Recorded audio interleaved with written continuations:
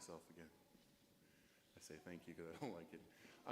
So one of them was the shape of Michigan and broken up into kind of like those license plate crafty things people do, but with the names of all the clubs, and I'm not exactly sure how that's going to look. But generally speaking, when at the director's meeting, he said the other idea was get a different lighthouse from each area. Exactly. Everyone's like, ooh, that's a good idea. So the one Pastor Harris liked, the director was like, you can see the wheels turning. Everyone's like, I don't know how this is going to work, how it's going to look. But as soon as he said different lighthouses, everybody's eyes lit up, just like they did here. Ooh. So they're finalizing the pin design. And he also talked about going up in size. So we've been doing the standard pins. I'm sure many of you have them. But welcome. You're not late. I'm just going through a few things that you were at the workshop, so you know the stuff I'm talking about. So there's the regular size, and then they're talking about going, I think it's like 30% bigger. So going to a little bit bigger pin, but it's going to cost us 50 cents more, up to 50 cents more per pin. He was asking for opinions, and it was about a 50-50. Do you really want a bigger pin? Do you want to keep the old pin? And I don't know which way the vote went. I was sitting about halfway up through the room, but from what I saw, it was about a 50-50. So they're still finalizing the pin designs and the cost. So keep your ears open to the emails that come through from Pastor Harris about the details on that. So the Gillette layout, they really thought about it. They thought about it well for this one. So if you remember Oshkosh, it was all the camping was here and the activities were up here. So if you were a very most unfortunate soul to be camped here, it was a minimum mile walk to the activities and such. In Gillette, the activities are here and the camping is all around it, like the tabernacle in the wilderness, all around it. So at most, you're going to be walking half a mile. The only hiccup is the main meeting area. It's across a 4-lane road. So they're working on talking with the local authorities about during the time where everyone walks over there, shutting down that road. So we're not dodging cars with 65,000 people. So Gillette, the way Pastor Harris described it is the people of Oshkosh accepted us. They weren't enthused, but they weren't bummed because they got a massive spike in sales for tourists. But they were just like, okay, they're coming. Let's stock up the shelves. Gillette, they're stumbling over themselves, excited for us to get there. We're going to triple their population for that week. So the number that I was told at the workshop was 65,000. That's it?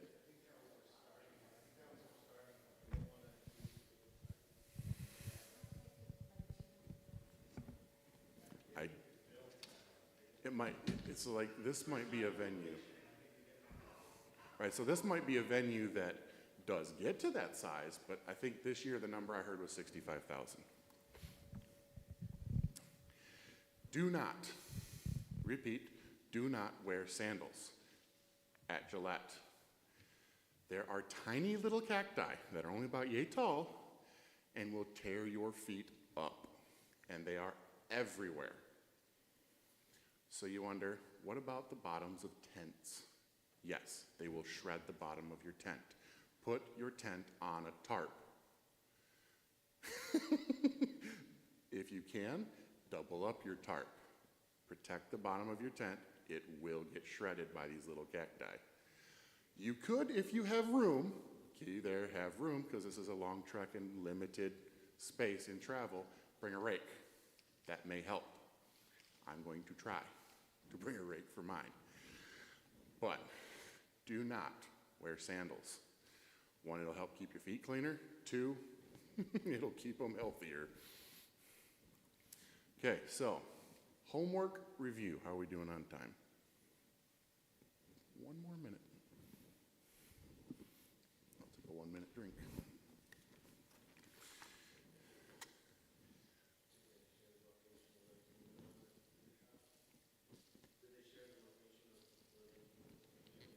Northwest corner. Yep. Lake Union will be the northwest corner of the camping area. Now, I don't know where that is in relation to the meeting area. I just know that we're going to cross a 4-lane road to get there. So, now that we're just about time to start, are we good on live stream? Live on both. Live on both? All right. So, a welcome to those doing the live stream.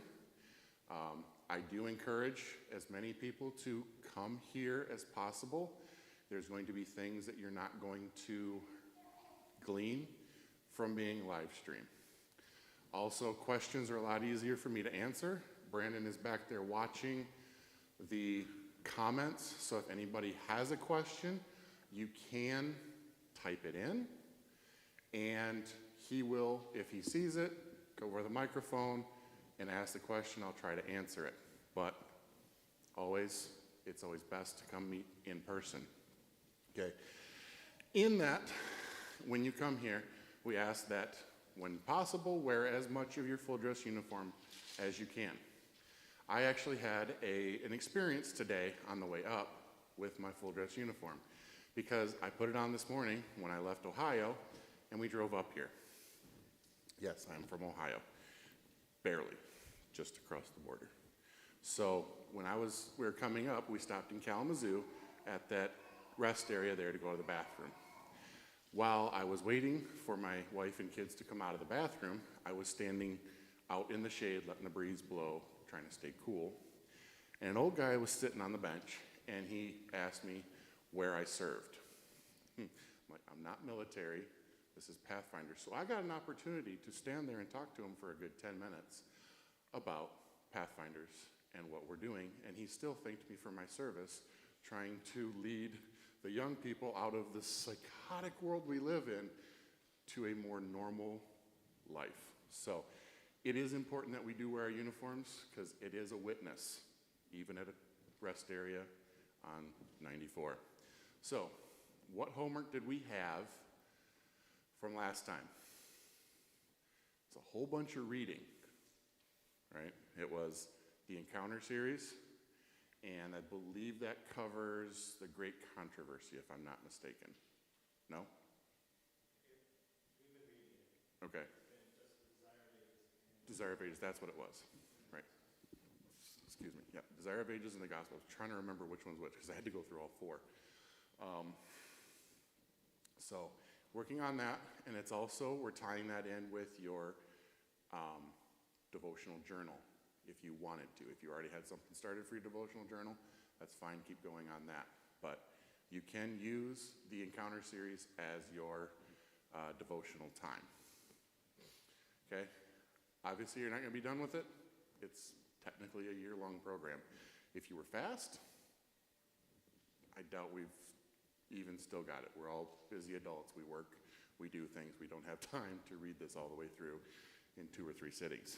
So when you're done with it, again, bring it back to us. That's the advantage of in-class learning, is we can sign stuff off. I just signed stuff off for you this morning. So morning, afternoon, before we started. So today we're going to be working on the Adventist Pioneer Heritage Honor. Is this what it actually looks like? I don't know. When I did it, it was a patch like this. And it was something totally different. I wouldn't say totally different, but it was different. So this, I hope, is the correct look. Or at least something close to it. But it looks like it's kind of been photoshopped. Like they just took a picture and put it in the circle. So we shall see what it looks like eventually when we order it. So the first one. So let's go to our worksheet that you either have printed out from home or you grabbed a copy that Brandon made here. So, read about, watch, or research the origins and development of the Millerite movement and its role in the beginning of the Seventh-day Adventist Church. So this is the link that you can go to on YouTube for those doing live stream. For the video we're going to watch, the best part about this requirement is the watch. So we're going to watch this one, and Brandon's going to get us a microphone to... Okay, so the live stream will pick up on the audio of it.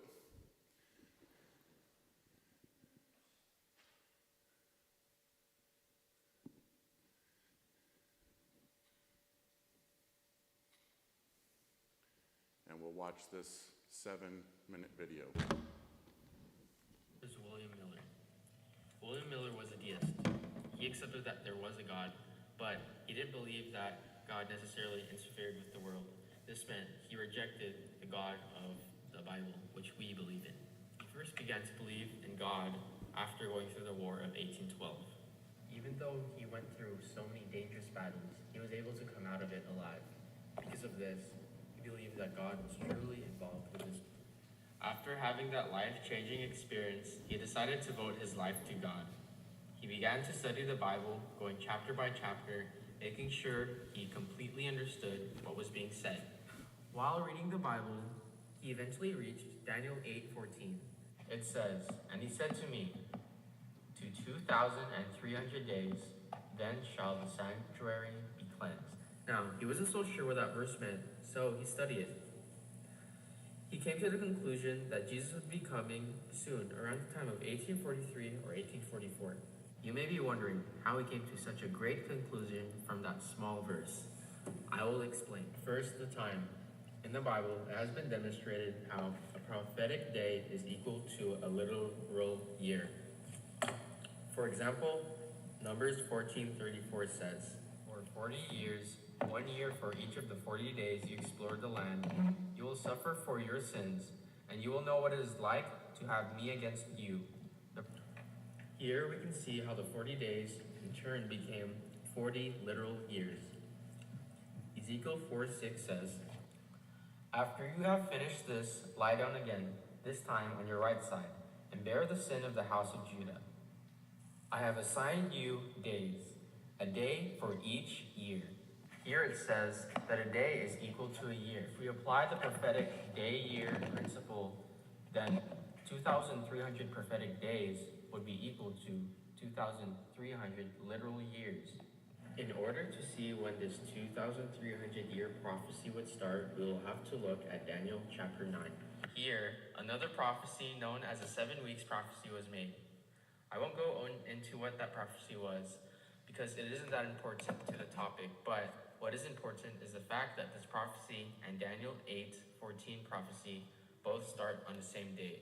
The date is 457 BC, which is the date when King Artaxerxes had issued the decree to rebuild Jerusalem. If you were to look at a timeline and go 2,300 years from year 457 BC, you would reach 1844. It wouldn't be 1843 because the year 0 does not exist. Now, I will go over why he thought Jesus would be coming at the end of this prophecy. So to recap, Daniel 8:14 said that the sanctuary would be cleansed. Miller thought that this sanctuary would be cleansed by fire. If you recall the story of the Great Flood, God promised Noah that he wouldn't destroy the earth with water. Although he didn't say it, it is implied in the rest of the Bible that he would destroy it with fire. There are many verses talking about the coming destruction of earth. I will give one example.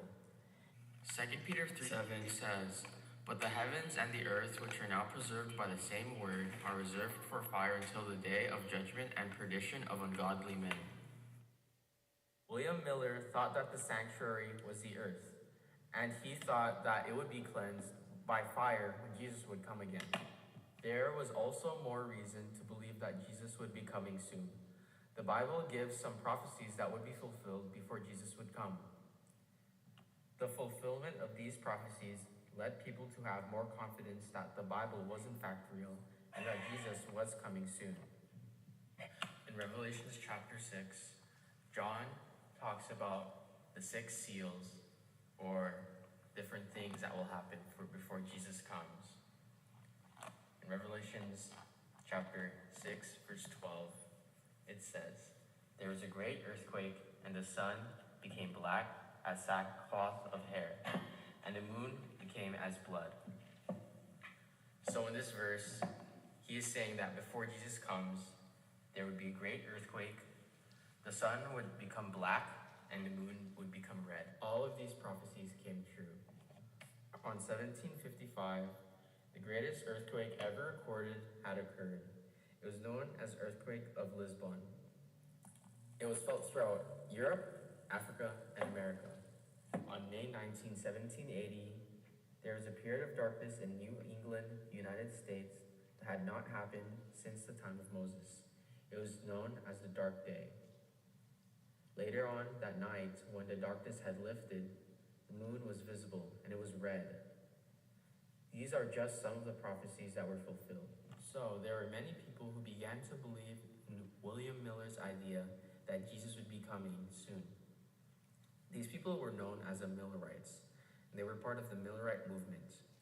The Millerite movement caused many people to take their relationship with Jesus seriously. It also led to many baptisms. Since the Millerites knew the date that Jesus would be coming, many decided to sell their possessions and give away their things to the poor. Many businesses were closed, and a lot of farmers didn't take care of their land. When the day, October 22, 1844, finally came, the Millerites all waited with excitement for Jesus to come. They waited and waited, but he never came. All the buildup that led up to this moment was for nothing. This was known as the Great Disappointment. There were two groups that came out of the Great Disappointment. The first group were people who decided to give up on Christianity and waiting for Jesus to come. The second group were people who decided to patiently wait for Jesus to come. One church that came out of this group was the Adventist church.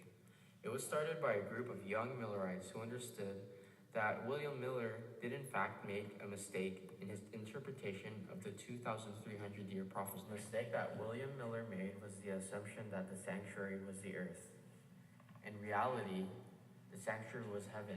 Heaven was being cleansed from all the sins of God's followers. They were being forgotten and forgiven.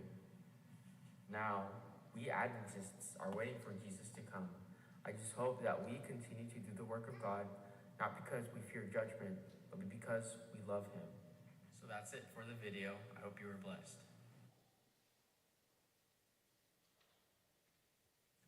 Most people have no clue that in 2023, the best way to make money on Amazon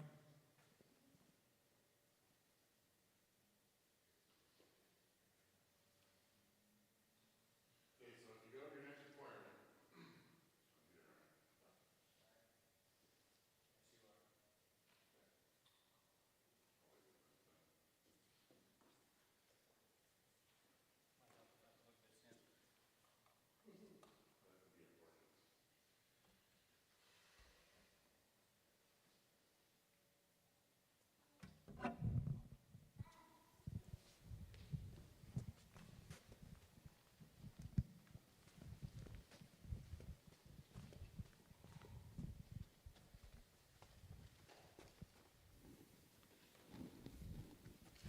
if you go to your next requirement, okay, so if you look at our next requirement, explain the Great Disappointment based on the prophecy of Daniel 8. The video kind of already went through that, okay? So what I'd like you to do in your paperwork is give a brief 2 to 3 sentence summary of what the Great Disappointment based on the prophecy of Daniel 8.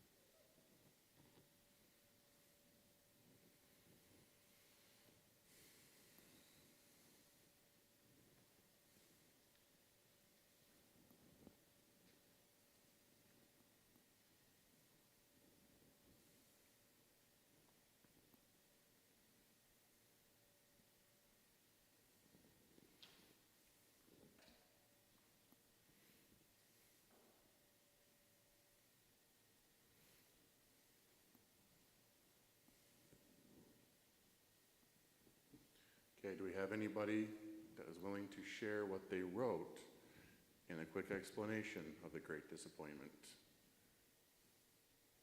Yes.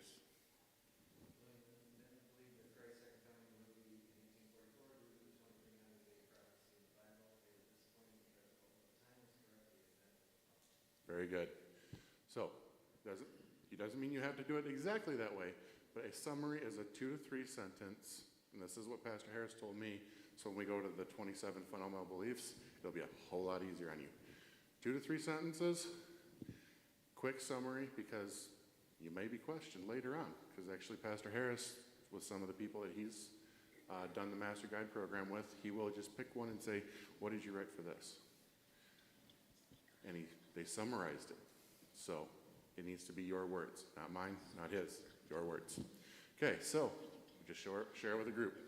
I recommend taking it home to your club and using that summary to build a short worship. That could be your share with a group. Let's go to number 2.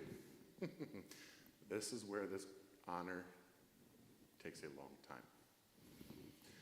Identify and explain the significance of at least 15 of the following individuals.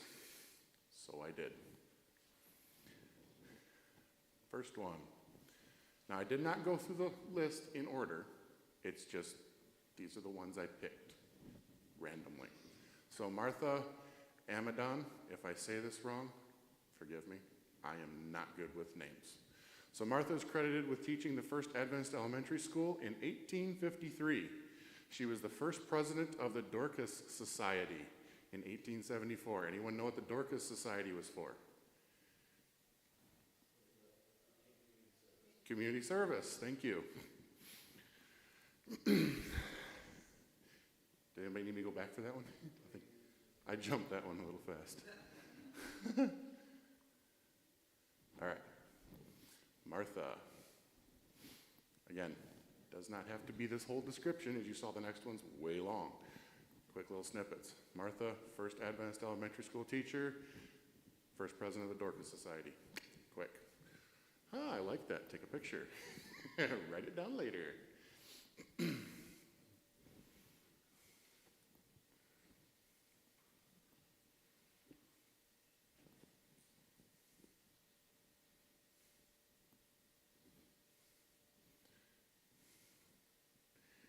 Yes, I did go through there was no pre-done thing. I had to go find a picture of every one of them and their contribution. And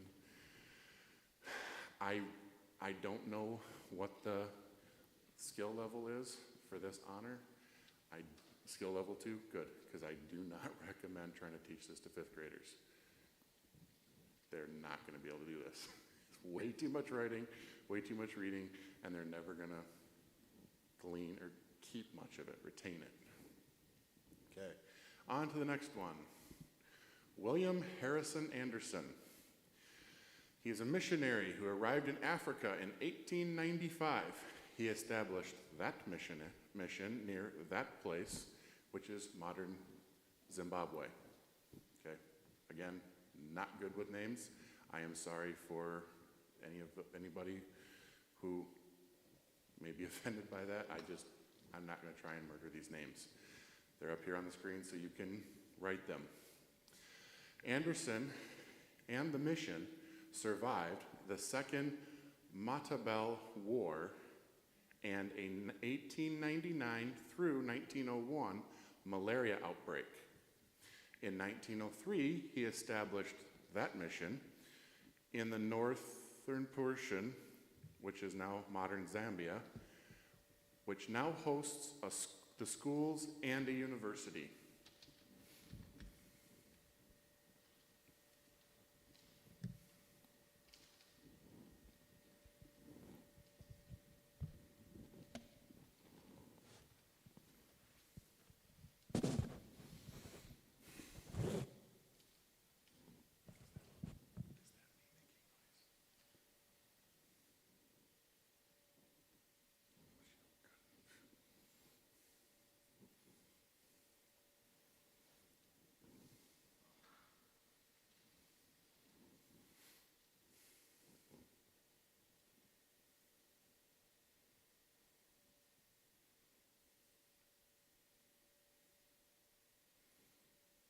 Something I'd like to point out is the video said a group of young believers.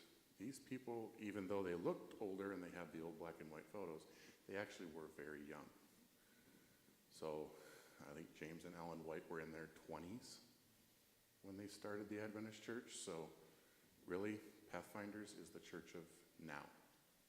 Our youth is the church of now, not the future. Everyone go to this slide? Okay. We'll stick with the theme of missionaries. John Nevins Andrews, the namesake for Andrews University, minister, and he was the first official Seventh-day Adventist missionary. He was a writer, an editor, and a scholar.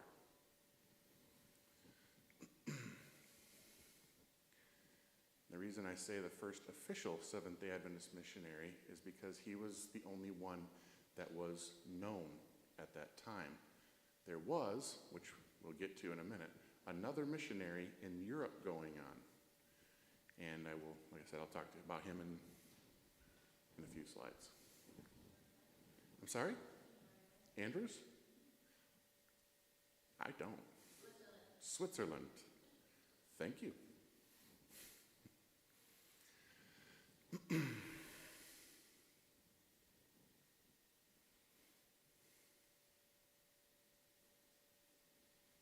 not a bad place to go. I've seen some pictures. I wouldn't mind going. I'd really like to try that mountain, like, track, slide, whatever. I'd be a little nervous about a weight limit. I do not want to go going too fast down there. You take the wrong corner, that'd be a trip you'd never forget. Next one, Joseph Bates. He was an American seaman and revivalist minister. He was a co-founder and developer of Sabbatarian Adventism, I believe is the official name of the very brand new Adventist church. His followers would later establish the Seventh-day Adventist Church. That answers my question. Bates is also credited with convincing James and Ellen White of the validity of the Seventh-day Adventist, of the Seventh-day Sabbath, sorry. Validity of the Seventh-day Sabbath. If I read my own slides.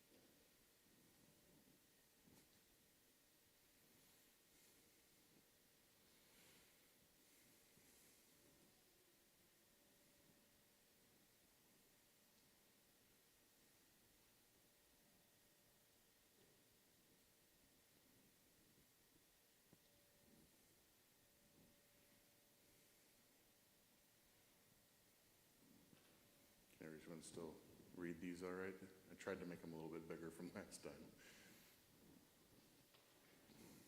But there are some that are just going to be tiny. There's just so much information in this honor to go through. So much information. Everyone ready for the next slide? Pretty much everybody? Okay. John Byington, the minister and the first president of the General Conference.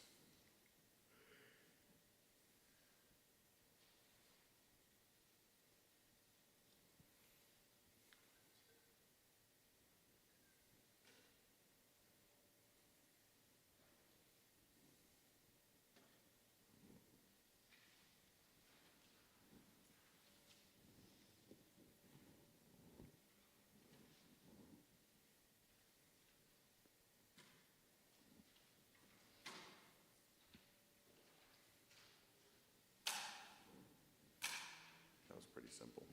Kind of summed it up for you. Next one, William Warren Prescott. He was an administrator, an educator, and a scholar in the early church.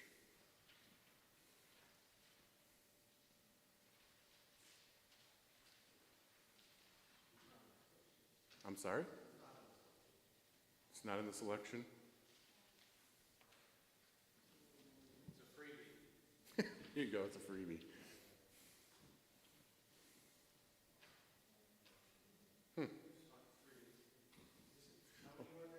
There's 15, and I think there was 25 in that list, isn't that something? So 15 of them.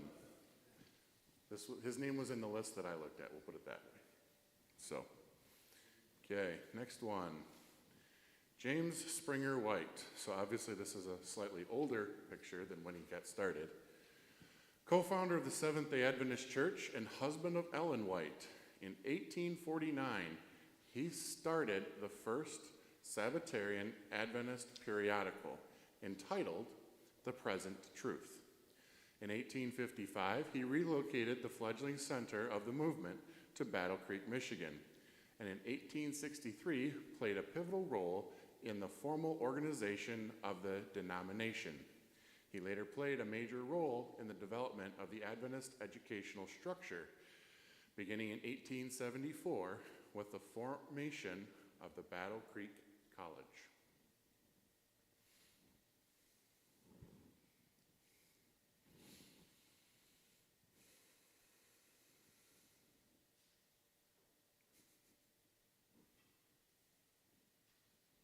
Every tool you need.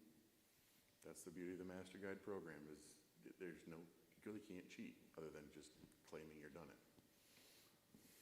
I mean, whatever tools you have to use, great. I use cut and paste. So I didn't type all this out. I'd still be working on it if I tried typing it. And I made this slideshow like 3 months ago.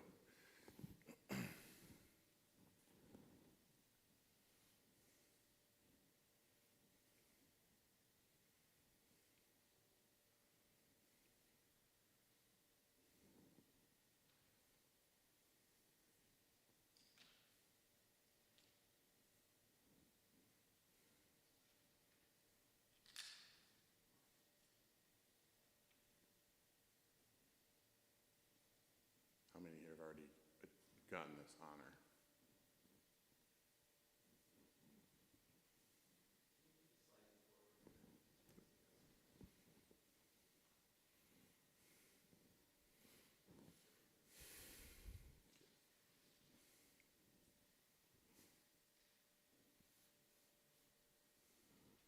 So you already have gotten this honor. Does it look like that patch at the beginning? No? Okay, cool.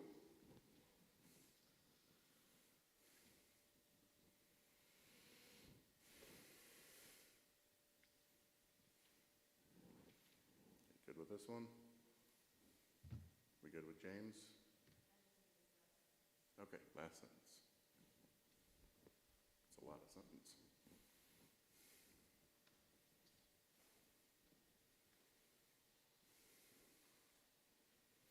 You can tell my wife did not proofread any of this. There's probably a few commas that are missing, and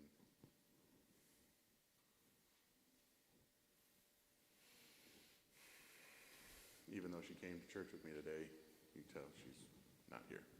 She can only see this program so many times. And she gets to be my guinea pig, so I go through this with her, and she's gracious, but there's only so much you can sit through. Everyone go to this one? All right. Hiram Edison, known for introducing the sanctuary doctrine, so what we studied last month, the sanctuary doctrine to the church. Hiram Edison was a Millerite Adventist and became a Sabbath-keeping Adventist.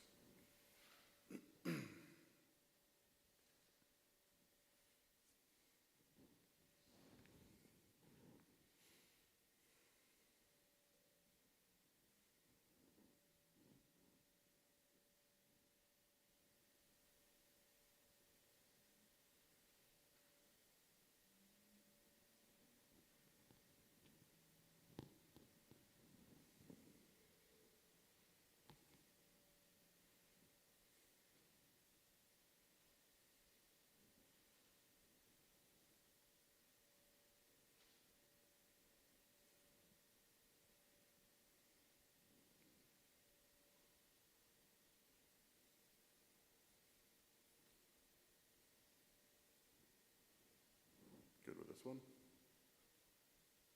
All right. Rachel Harris Oaks Preston, a Seventh-day Baptist who persuaded a group of Adventist Millerites to accept Saturday instead of Sunday as the Sabbath.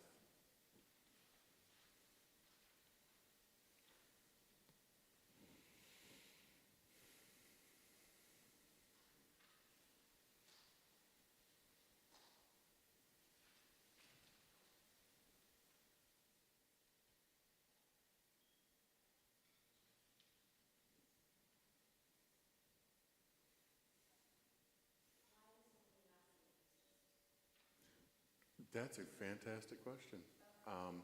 That would actually be a great question to put in your notes, because at the end of the honor, one of the recommended activities is go to the Battle Creek tour. Thank you. And that would actually be a great question for them. I think Mr. and Mrs. Schrenzel are still working. I think they're still working there. But they would be great people to ask this question. Why so many names? I can generally, my guess, women that lived in this time period had a potential for going through husbands that died. So it might have been just an accumulation of husbands' last names. And I think Harris might have been a maiden name, maybe.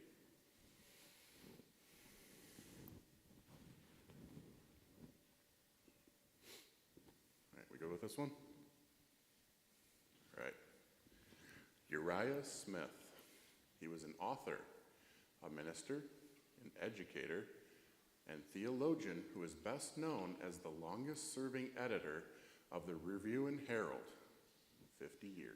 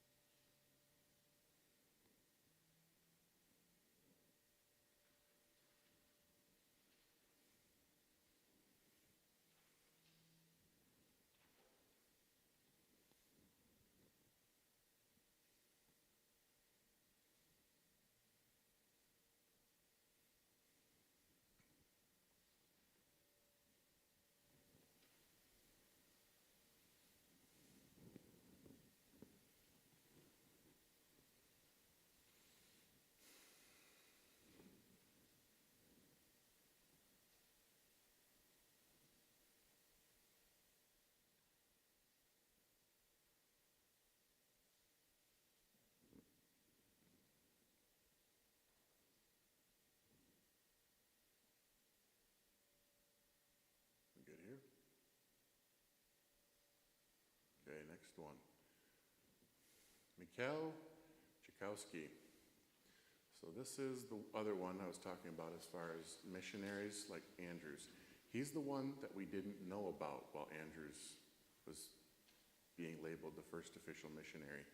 He was a Polish Seventh-day Adventist.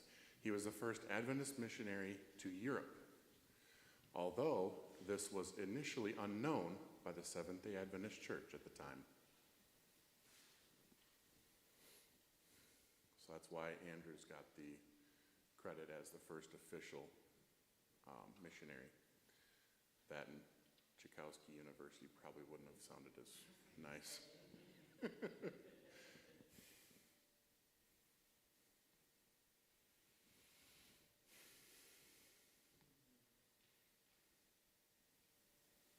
And for those that are familiar with Polish, I'm not going to attempt that middle name. I thought I did pretty good with Mikhail Tchaikovsky, which probably wasn't 100% right either.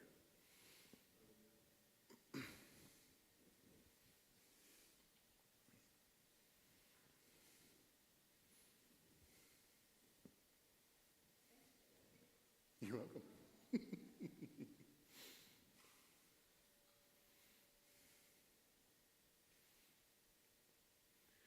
Yeah, I'm a very visual learner. That's why I use PowerPoints, because I can see their faces, put names with it. So when you go to the Battle Creek tour, you see the face, you're like, oh, that's the Polish guy.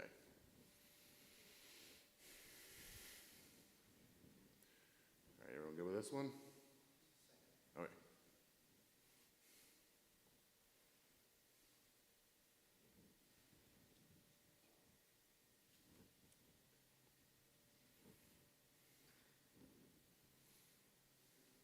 You ready? Okay, let's go for the next one. Annie Rebecca Smith, a hymnist and the sister of Adventist pioneer Uriah Smith.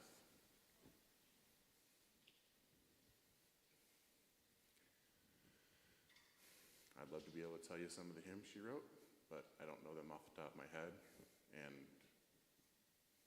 I did not put them in the slide. So might be a fun homework project, just go find all of Annie Smith's works. And for our musically gifted, go ahead and play them. That'd be a good thing for your club, is to bring some of her hymns back to your club, and if you have more musically gifted personnel in your club, do some of her hymns as a special music for church with your Pathfinder uniforms on. Like we had today, we had that beautiful, maybe. I've heard you can find a lot of stuff on the internet, so you might be able to find the old hymn though. Like today we had the beautiful violin song. Thank you.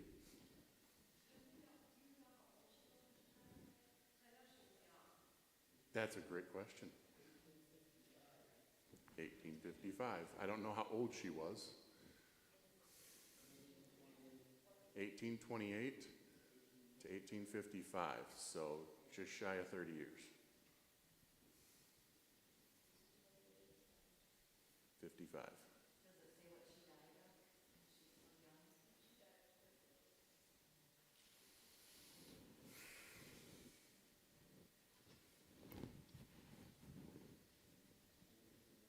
Okay, next one. Everyone ready for the next one? Put it that way. I don't want to do to you guys what my high school math teacher did. She would face the board, not look at anybody, say, you got it? And as soon as one person said, yep, gone. And I was like, nope, forget math class. I think we talked about this last time. Okay. Ellen Gould White, author and co-founder of the Seventh-day Adventist Church, along with other Adventist leaders such as Joseph Bates and her husband, James.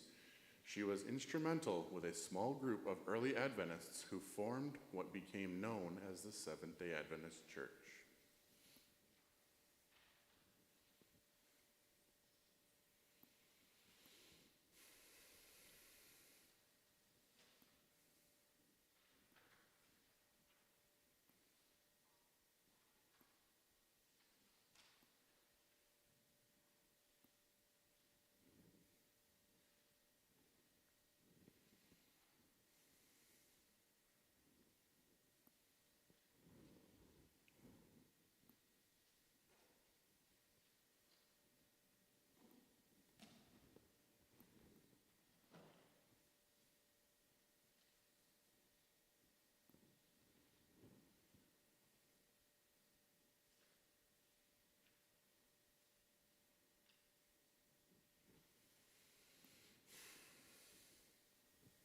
Is everyone good here?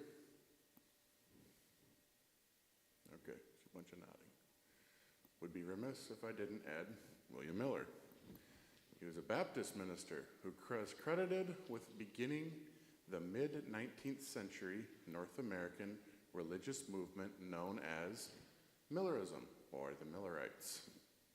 After his proclamation of the Second Coming did not occur as expected in 1844, new heirs of his message emerged, including the Advent Christians in 1860, the Seventh-day Adventists in 1863, and other Adventist movements.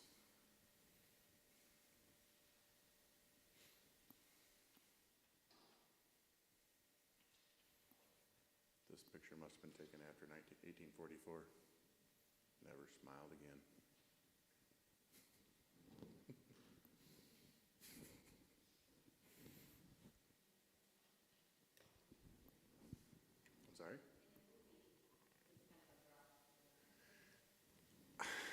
again, I think it has to do with the time period. Pictures back then, you don't smile because you had to sit there for almost I think it's 5 minutes while this thing developed. And so if you smiled, your face would hurt. And then if you didn't smile exactly the same way the whole 5 minutes, your face would get all smeared and smudged. And so they just went stone-faced. It was easier to hold.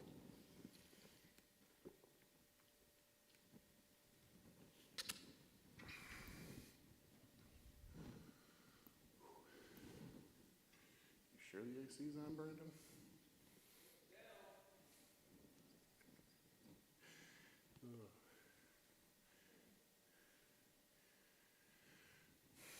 Hey, everyone good with Mr. Miller? Yeah, really? Yep, okay.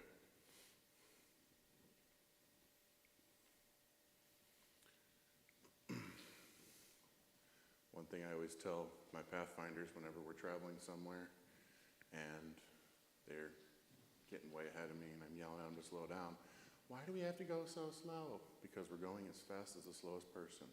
Who's that? Me. Because I'm watching out for the whole group, and the slowest person, I'm not going to throw them under the bus, but I'm going to match their pace, and they have to stay with me. All right, everyone ready? Okay. Catherine Lindsay. Lindsay. I don't know. Depends on who you talk to.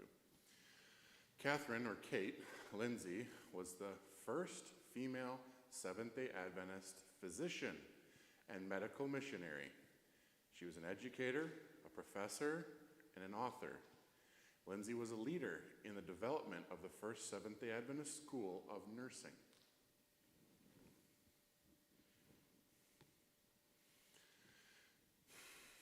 Now that should be 15. Excuse me. Wow, it's good potluck, but sometimes Sabbath afternoon.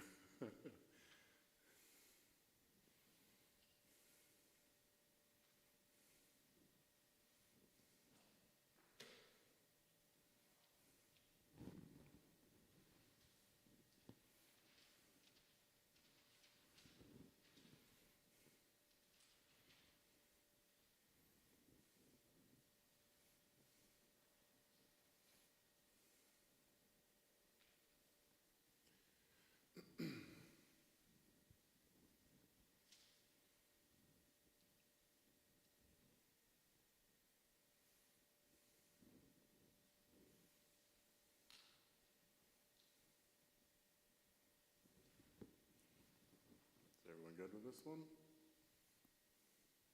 Okay, got all 15? All right. What's what? You're missing one of them? Okay. So, let's go. Catherine, William, Ellen, Ann, Mikkel, that one, Uriah, yep. Rachel,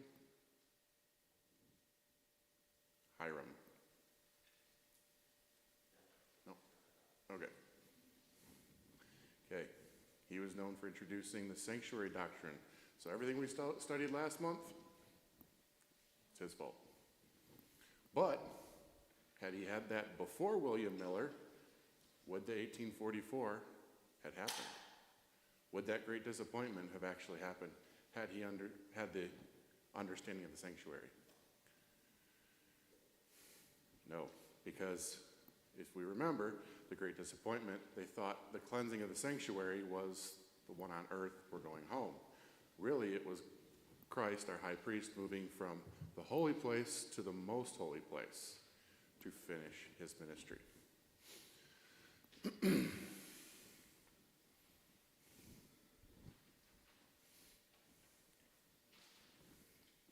Got everything I need on him?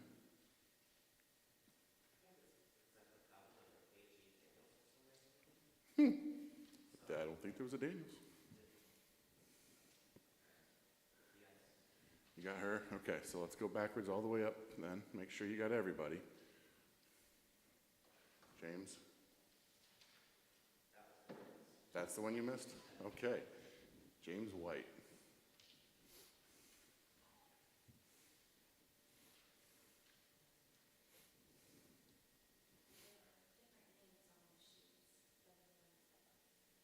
Really? Where'd you print off your, or was that the one Brandon printed?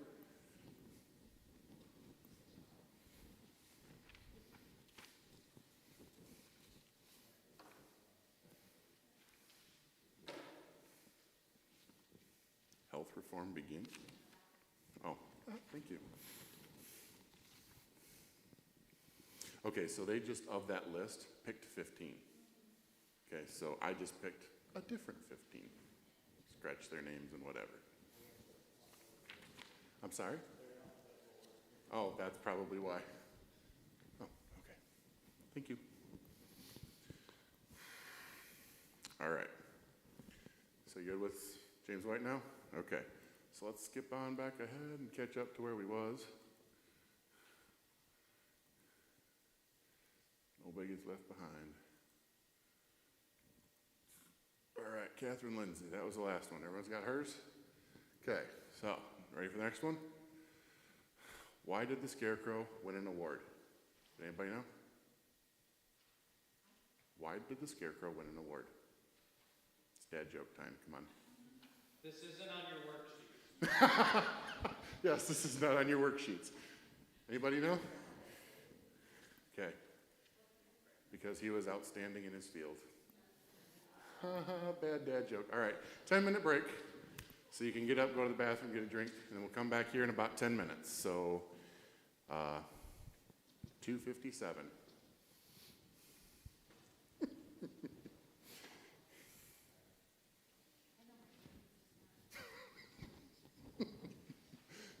That's why I threw it in there. Not only is it a break, but it's to kind of break that. Because by the time I got to this point in making this, my mind had shut off. I had to stop. I was like, whoa. You're muted. I'm sorry? You're muted. Awesome. No one wants to hear this.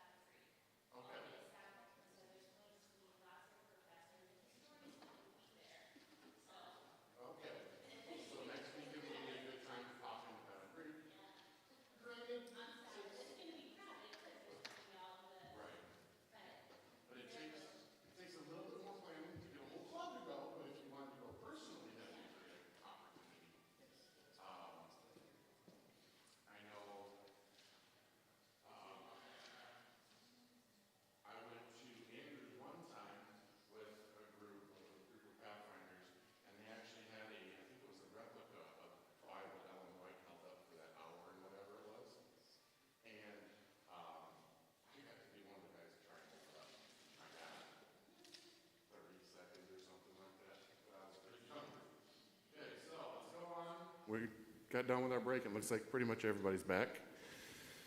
Okay, let's go on to our next.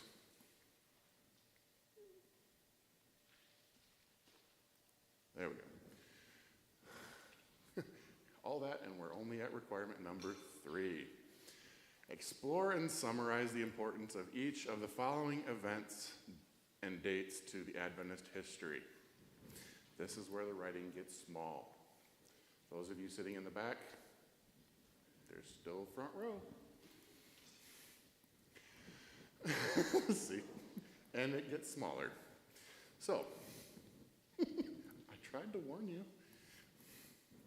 The Great Disappointment, October 22nd, 1844. The day of the Great Disappointment was when Jesus did not come, as those awaiting his advent had calculated and waited for with much prayer. Another kind of side note, caveat that I learned, I think by going to Battle Creek, was they sold everything. Everything they had. So now there's nothing. It didn't happen, and they're standing there with the clothes on their backs. They had to restart. They had to start over. Oh, yeah, all kinds of ridicule. Absolutely. Okay. Next one, Adventist Church Incorporated, May 21st, 1863.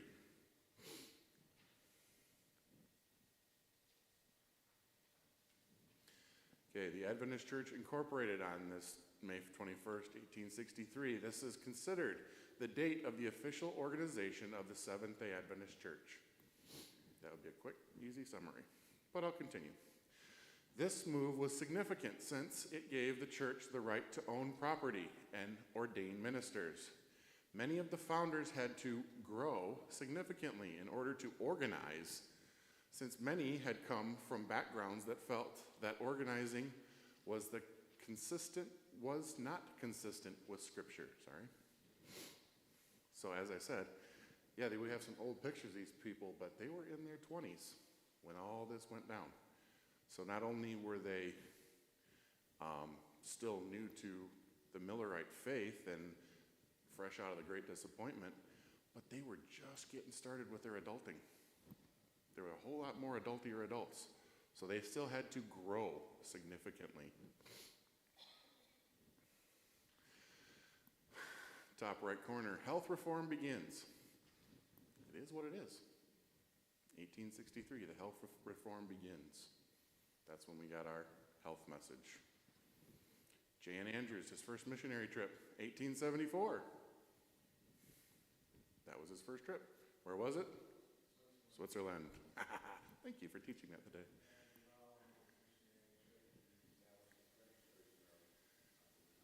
French version of Signs of the Times. All right. So again, great knowledge. I don't have it. Battle Creek probably does. But you guys went to Andrews, so that's probably why you guys know so much about him, which is fine.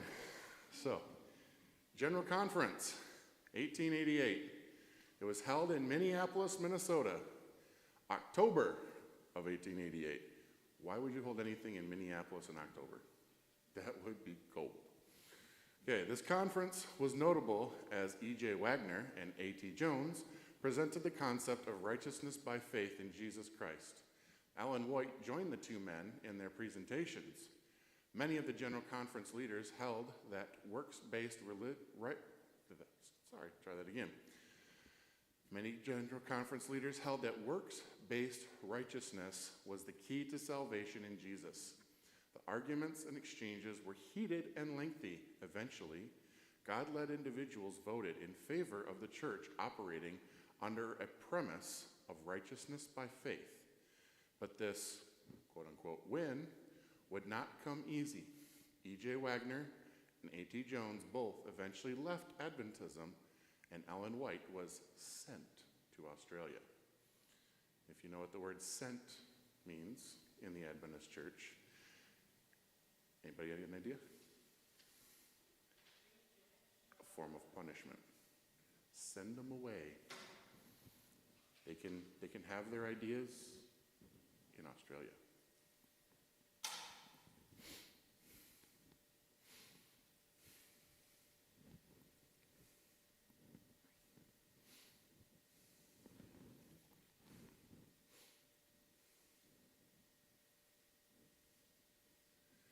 A lot of information to cover.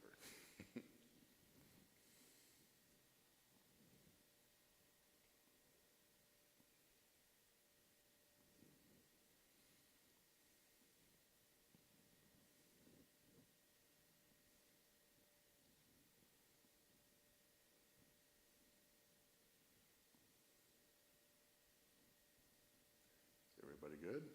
Still reading? Still reading, okay.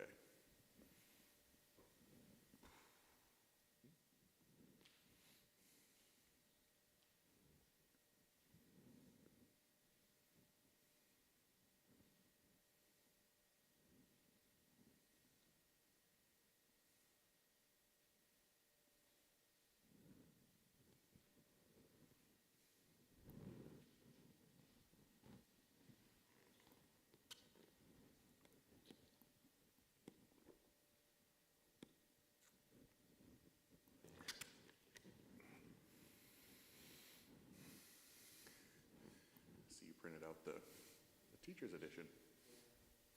Not a bad idea.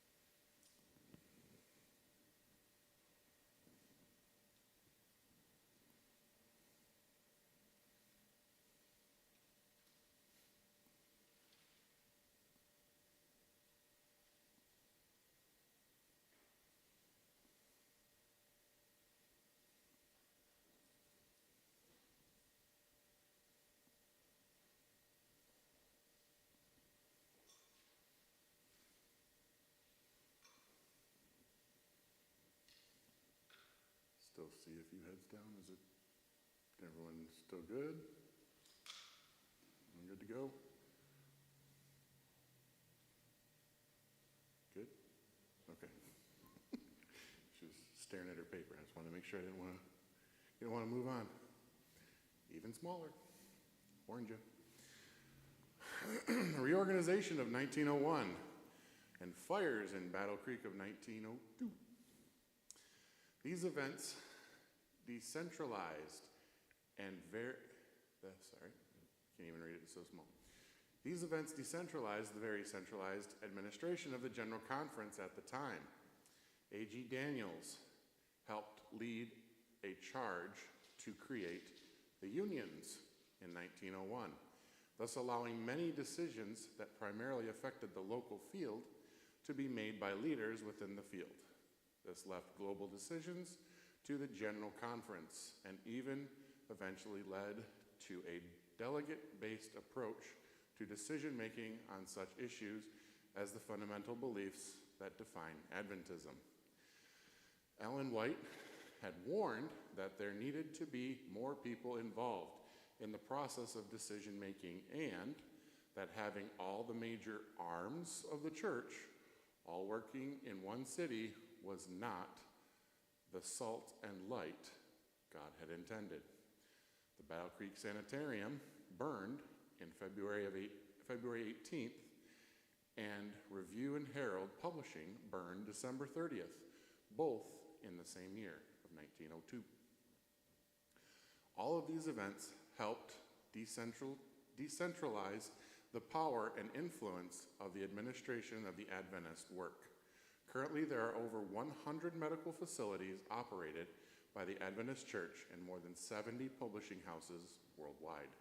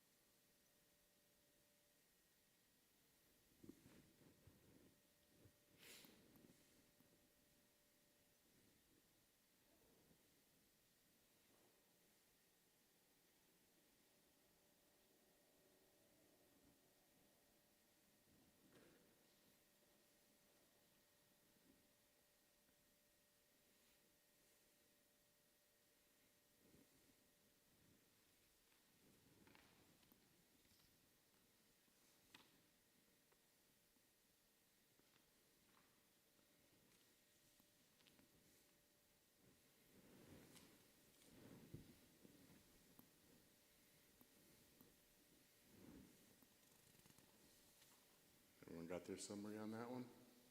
It's kind of lengthy.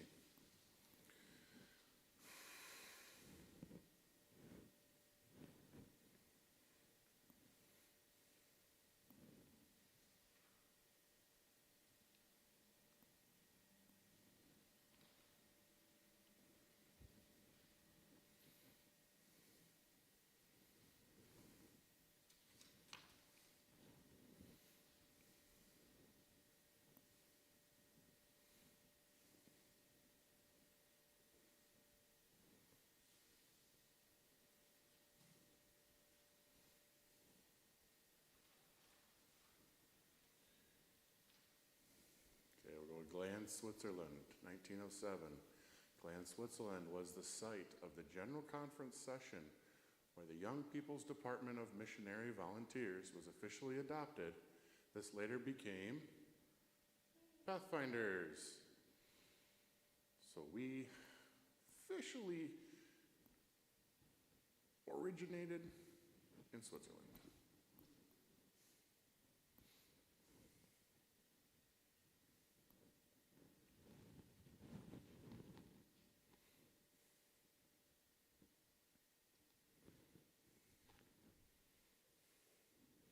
You guys remember ever gone to the display that Pastor Dodge has set up at like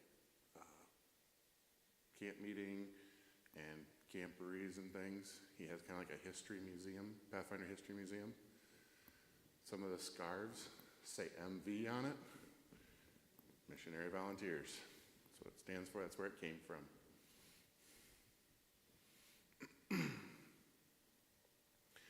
And the 27 Fundamental Beliefs document, adopted in 1980.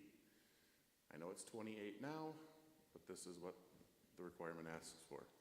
So the fundamental principles of the Adventist belief that have been published as early as 1872 by James White and supported by the General Conference as early as 1889.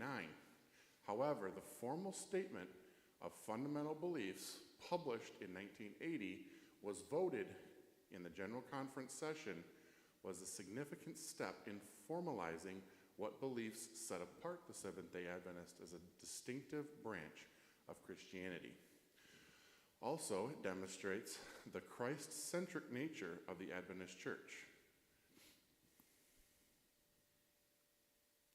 In 2025, a 28th belief was inserted as number 11.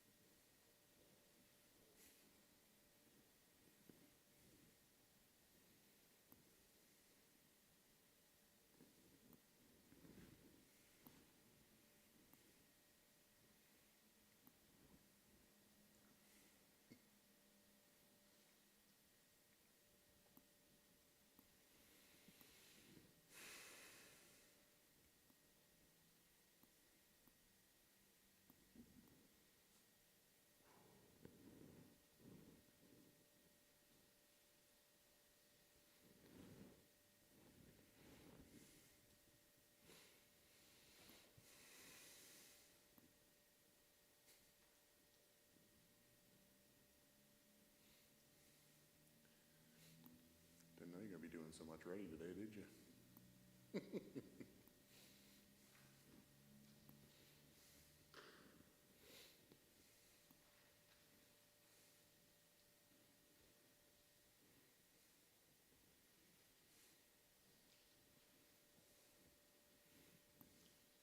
Everyone good with this slide? Okay. So, on to requirement number 4. Describe the origins, publication details, and purpose of each of the following Adventist publications. Here we go. The Adventist Review and Sabbath Herald. The Adventist Review was founded by James and Ellen White in July 1849 as The Present Truth. But the name was changed to the Advent Review and then second Advent Review, and Sabbath Herald, with other variations. After being combined with the Advent Herald, the name was changed to Adventist Review in 1978. Throughout its history, it has been commonly referred to as the Review.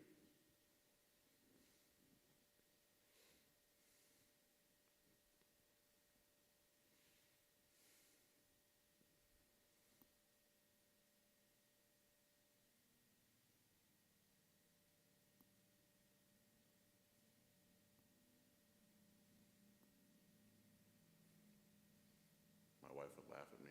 I'm not going to pronounce the next one properly. Advent Tidend? What was it? Anybody know the proper pronunciation of that? I'm sorry? Tidende? Okay. I'll take your word for it.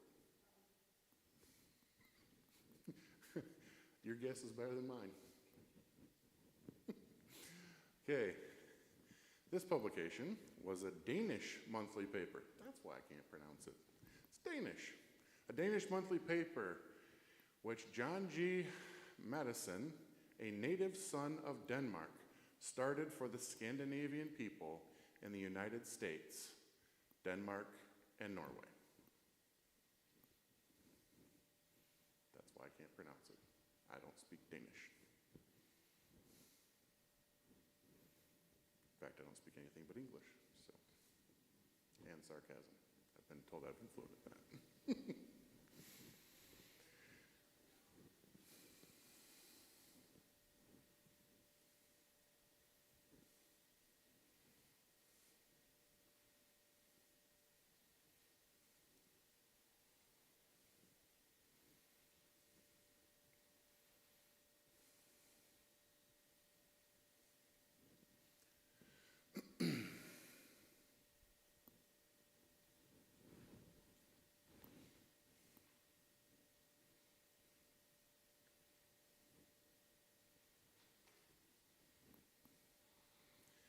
And because I don't speak any other language, I'm not going to attempt the French one. But it is the French Signs of the Times.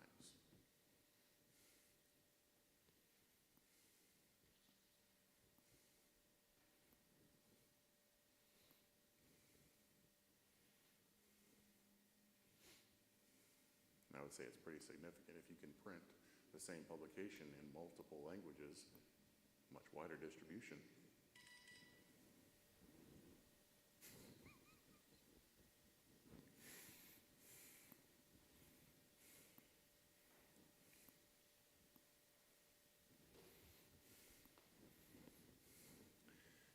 Brandon has just informed me that I am a wimp for not attempting it.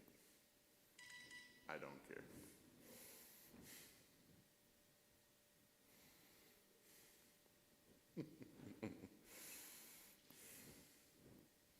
Okay, Liberty Magazine, or Liberty. Liberty was the first called American Sentinel. Oh, was first called, I'm sorry. Liberty was first called American Sentinel from 1886 to 1900, and then Sentinel of Liberty, 1900 to 1903, before being shortened to its current name, starting in 1906 to present, Liberty Magazine. Not sure what it was called from 1903 to 1906. No one can really find out why or what. But apparently for those 3 years, people just read it and really didn't care what it was called. Be kind of cool to see some of those. I wonder if they have them in Battle Creek. From the old prints from the late 1800s.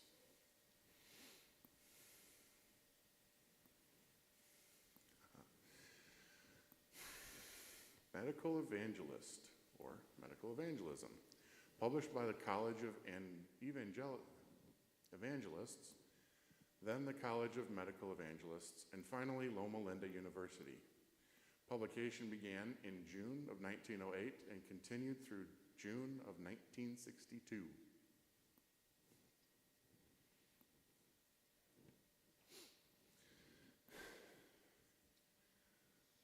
So they stopped publishing it the year my dad was born.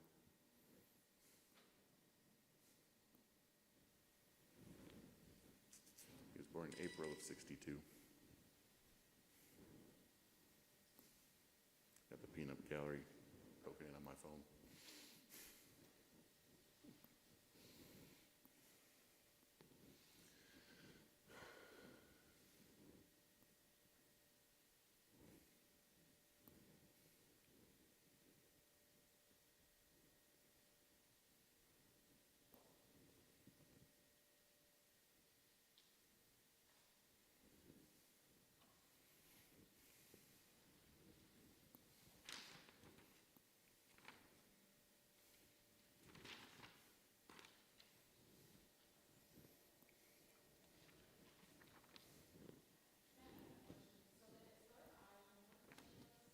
Letter I.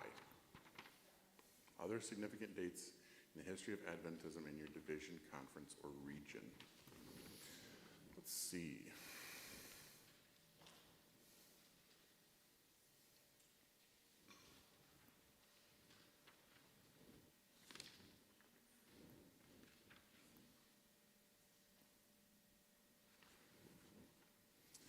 That is a great question, because I was going off of what I had found online. So let me look back here for just a moment.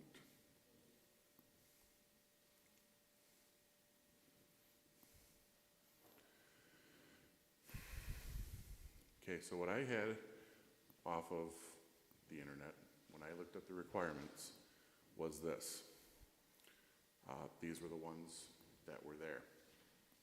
So letter I being other significant dates in history of Adventism in your division, conference, or region. Everything started here. So I would say if you want to do some more research, be my guest. But I have a hard time doing another one where all of this was here in our area. So like I said, if you really wanted to do another one, be my guest. And this is where we were at. Okay. Everyone good with this slide? I know I kind of jumped around on you. Present truth. Oh, that's the next one. Okay, so everyone ready for the next one? Present truth. Okay. Present Truth was an illustrated evangelistic periodical devoted to the presentation of various facets of doctrine.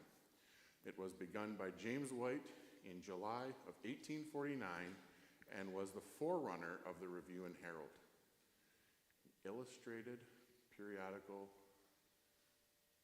Correct me if I'm wrong, doesn't that sound like a comic book? So, The Present Truth was the first Adventist comic book. And to my knowledge, the only Adventist comic book. Although I would not recommend going to any Comic-Cons dressed as James and Ellen White. No one would get it.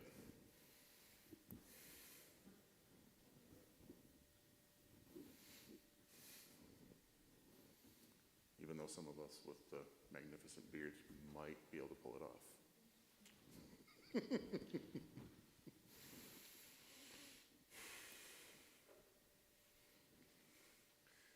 But I've been to James White's house.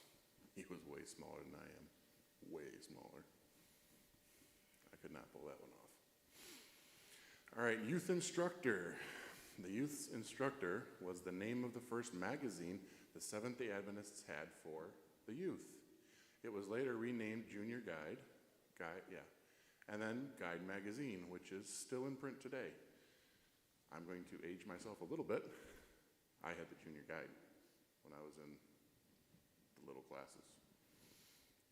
Anybody remember the Youth instructor, getting that one as a kid.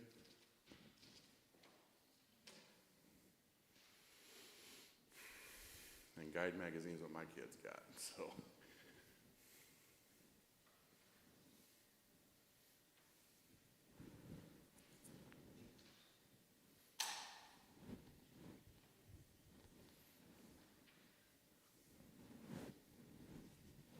Sorry about the microphone, this sash doesn't like to stay up so well. Okay, everyone good with this slide? I see a lot of focus back there. We good? Okay, moving on. Number 5, church organization. Okay.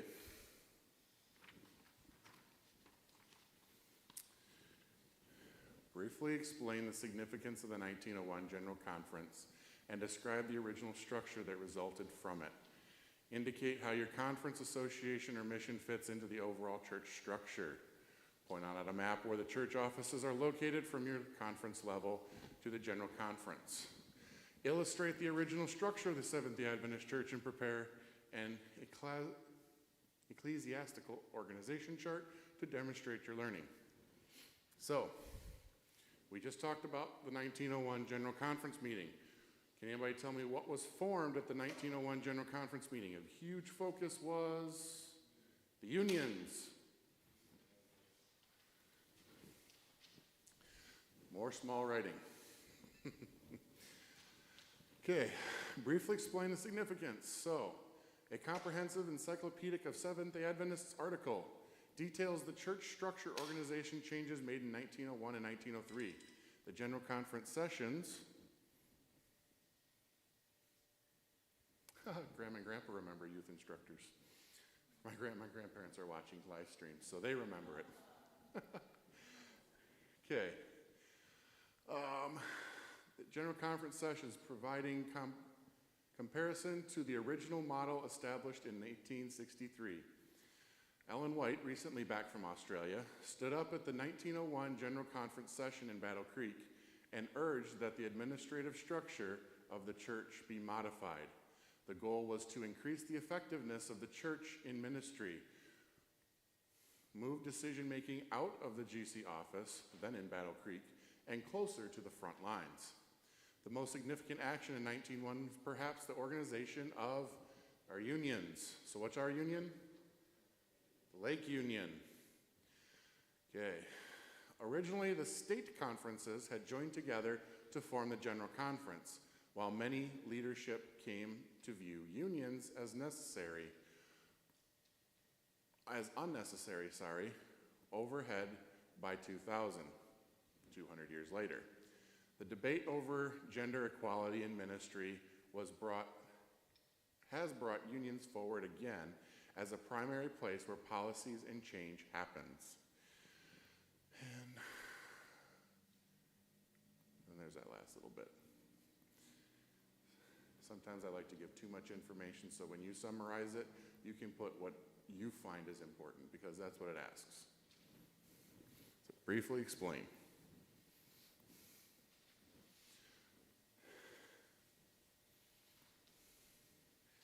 And why did I put the map on there? Because we're going to get our phones out and take a picture, so then maybe you can print that off and put it in your portfolio. Because that is our conference headquarters in Lansing. Okay? Where's Lake Union Conference headquarters? Berrien Springs. Now, they didn't exactly learn too much in the next part. Where is the North American Division headquarters? Maryland, Washington, D.C., like one of the suburbs in that area. Where's the General Conference? Exactly the same area. They didn't learn from the Battle Creek fire.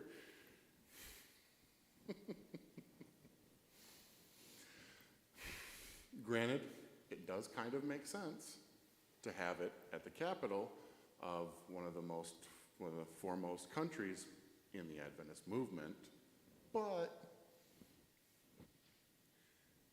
you guys can see how big the world is compared to this little map. Silver Springs. Thank you. I did not focus on that. It just says indicate. See. That's fine. It just says point out on a map. I pointed. That's a map. So if you want, you can take a picture of it and then put it in a digital portfolio, so when we print it all out, there you go. Okay, and then illustrate the organizational structure of the Seventh-day Adventist Church. So, we have our home church, okay? And then we go to a conference of churches, which is the Michigan Conference. Then our conferences get together into the Lake Union. From the Lake Union, we take a little bit of a hike to the North American Division over in Maryland. And then we go part of the General Conference.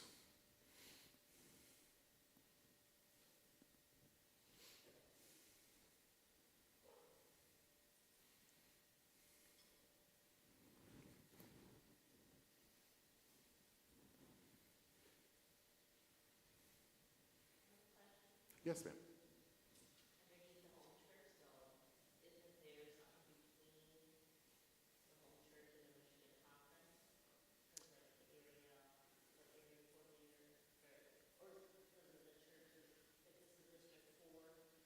So that is Pathfinder specific, okay? Michigan Conference, right. Michigan Conference divided the state into areas and then put area coordinators overseeing those areas. So our area coordinator in this area is, I'm sorry? The Frames. You have something? Right, sorry. And they break those down for, I think, pastoral purposes. Right, I think they use the same geographical locations for that. And so they just say, okay, this district is the Frames area. No. No.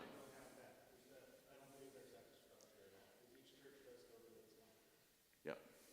So. But it's just for helping separate pastorals, supporting the areas. Because I know where we are now is with District 9, means that's what they call it. It's the same as the Pathfinders. Right. Districts, we've got all these churches. So, yeah, Pastor Darrell, I think it's a district here. It's a district pastor here, but that's more for maybe more pastoral logistics than actually similar to this type of thing. Right. So, kind of like in Exodus, where Moses is given instructions to have different leaders over different numbers, over 50, over 100, so on up to him, it takes the load off of him. So like in Pathfinders, Pastor Harris is Michigan Conference Director, okay? He can't field all the questions from all the directors all the time. That's just too much. So he has helpers, our area coordinators, that field the questions. Same thing with our districts. We have district pastors, so pastors in their churches, in their district, can call him before calling the conference. And so it's organization within this organization. Yes?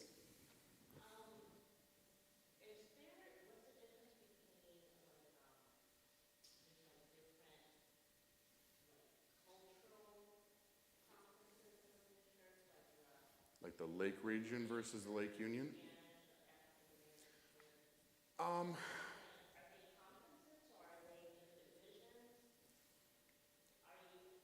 To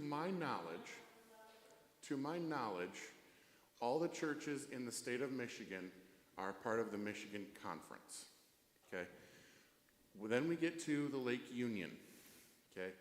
We're part of the Lake Union, But there are other churches in the same area that are part of the Lake region. Okay? I am not 100% certain on the differentiation between the two. I have been told reasoning. I'm not really going to get into that because it's confrontational. Terminology, and the thing is sometimes, you know, you not knowing, you hear one word, but then, you know how some people, they use two different words that mean the same thing, but literally, is it really two different things? As to the best of my knowledge, the Lake Region and the Lake Union are two separate entities operated out of the same area. That's a very politically correct answer. I get to toe this very careful line. The way it was told to me was certain nationalities felt underrepresented at the union level. So they created their own union. That's the best I understand it. I've never really dug into it. I just know I'm a part of the Lake Union, and that's where I leave it. So, well, it's a good question because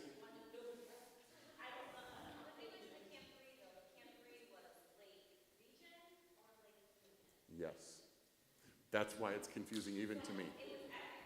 Yes. Yes, because in the Adventist church, we're all inclusive. That's where it confuses me as to why, I'm sorry? Correct. It's only been recently, like, I don't know how many years, but that's why everyone's got the Lake Union patch on their sleeve, is because there's a difference between Lake Union and Lake Region. I don't know.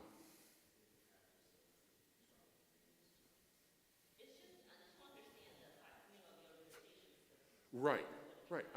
I understand. And that's why, as to the best of my understanding, this is the way our organization works. And the requirement says, illustrate the structure of the Adventist church and prepare to demonstrate your learning. Okay? So the best of my learning, I am in the Michigan Conference, part of the Lake Union. This is my breakdown. And I believe everyone here is also part of the Lake Union. This is our breakdown. If you were actually from the Lake region, you would just change that name. Yes? According to my paperwork, the Lake region takes the place of the Michigan Conference. It's a conference. That's interesting, because we have Lake Region people coming to Michigan Conference events. So that's, again, I don't know how that structure works.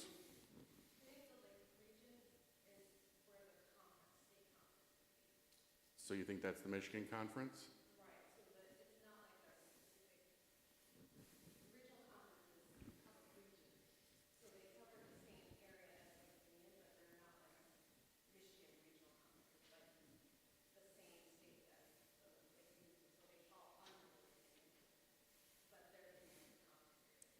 Okay. Some of it's in Illinois, because I know I've seen the little stand that they have at the World Camporee. You know what? Maybe you guys research it and tell me. I don't know all the details behind it.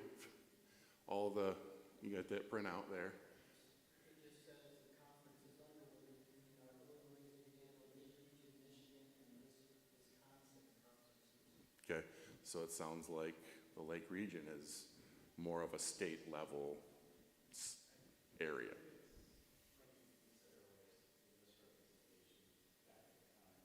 But Lake Union also encompasses around the lake, so there's Wisconsin, there's Illinois, there's Michigan, there's Indiana churches, all are in part of the Lake region. Yep.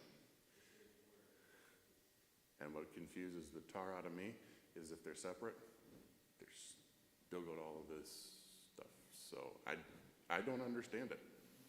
I just know that I'm Michigan Conference, Lake Union. Just to recap. Yes.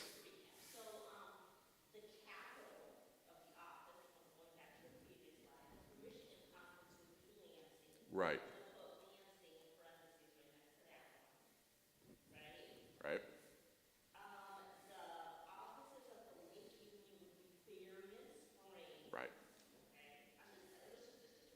Yep. And then the office of the North American Division in Washington DC, that's Open Spring. Okay. Yep.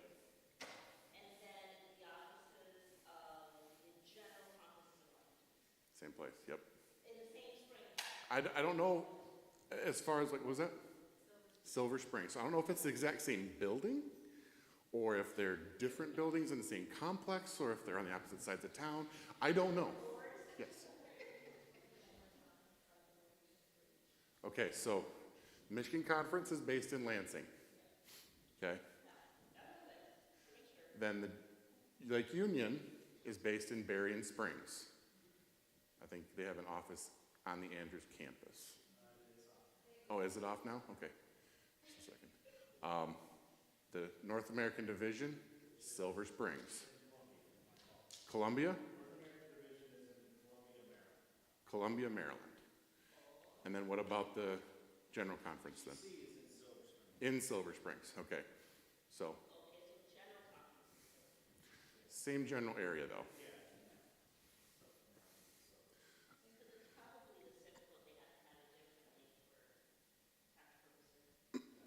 Probably. I am nowhere near that level. Like, my,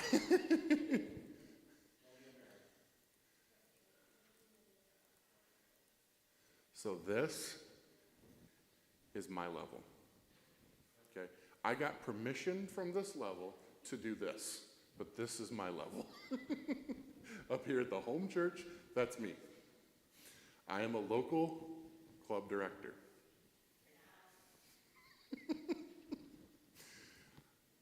I won't turn it down if offered. We'll put it that way. But I do not see an area opening up in anywhere near future where I'm going to be asked. We have area coordinators in every area. I'm not bucking for area coordinator. It's just Brandon and I saw a need, and like in the movie Robots, see a need, fill a need. So we're here, making Master Guide available as possible. We'll put it that way. Okay, so we've gotten requirement 5 complete. Is everyone good on requirement 5? Okay, number 6. Tell the importance of at least 10 of the following locations, organizations, or concepts, or their equivalent. I'm not into equivalents. They gave me options. I'm going to use what I have. So, more small writing.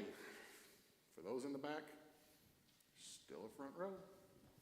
Avondale College, Avondale University College, is an Australian territory education provider affiliated with the Seventh-day Adventist Church. Excuse me. It is a part of the Seventh-day Adventist education system, the world's second largest Christian school system. Avondale University College has 2 campuses, the Lake Maguire, I think, Maguire campus being the primary campus situated. Coorensbong? It's Australia. I don't know all the names. New South Wales. The other campus is located at Sydney Adventist Hospital in the Sydney suburb of Warronga, and is the main campus of the nursing school. Avondale University primary focus in the areas of teaching theology, nursing, but also offers a bachelor's degree in business, science, and the arts, as well as certificate studies in outdoor recreation. Hey, maybe we should look at that for our universities. The nursing program commences at the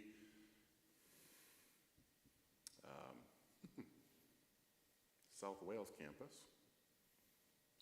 for 1 or 2 semesters and is completed at the Sydney Adventist Hospital with hands-on experience gained in the hospital.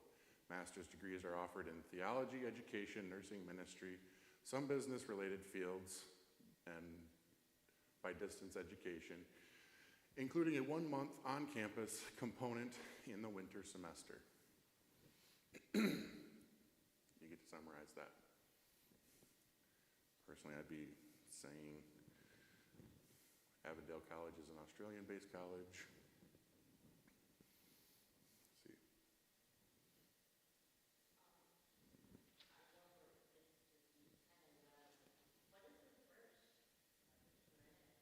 Sorry.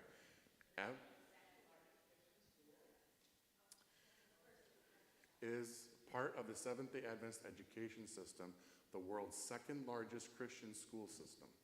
So the Adventist Christian system is the world's second largest.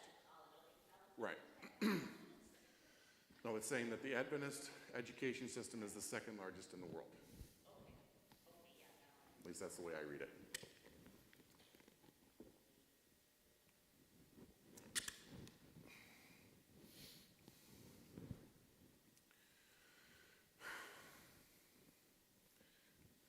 And the Battle Creek Sanitarium was opened in 1866 as the Western Health Reform Institute in Battle Creek. It was a pioneer Seventh-day Adventist medical institution.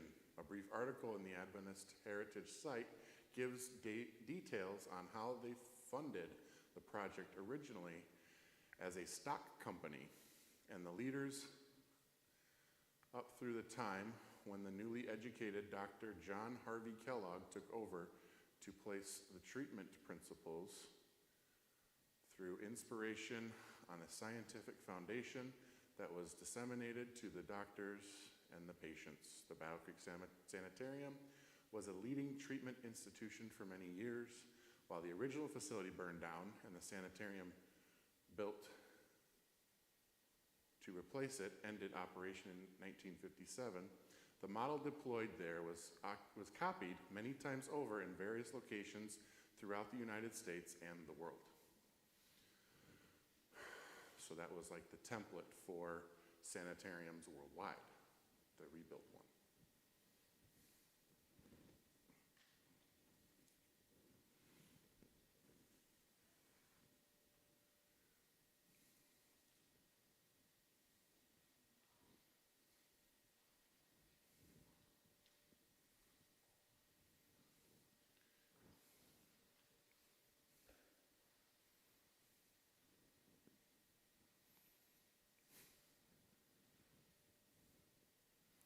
Everyone good with this one? Needs more time.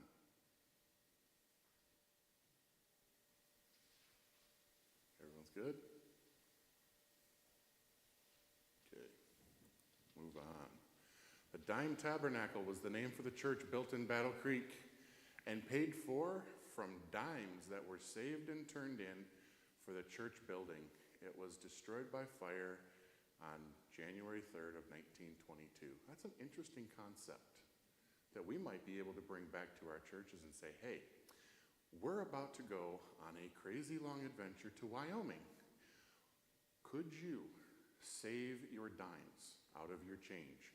Put them in a jar? Make it quarters. Make it all your pocket change, whatever you choose to do. But this would be a great example for you to stand up in front of your church and say, the Dime Tabernacle was built this way. Let's build our Pathfinder Club this way. Save your dimes, bring them in, dump them in, make it Pathfinders. Fundraiser. I don't know, just an idea.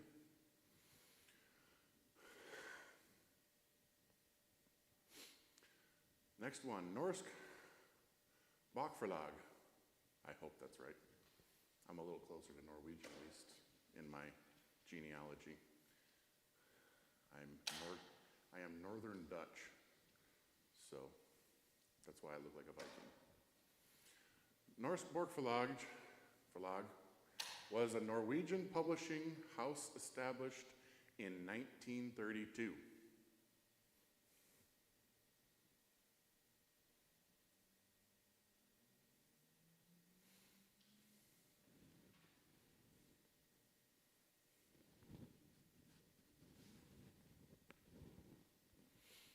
And there was the Pitcairn missionary ship.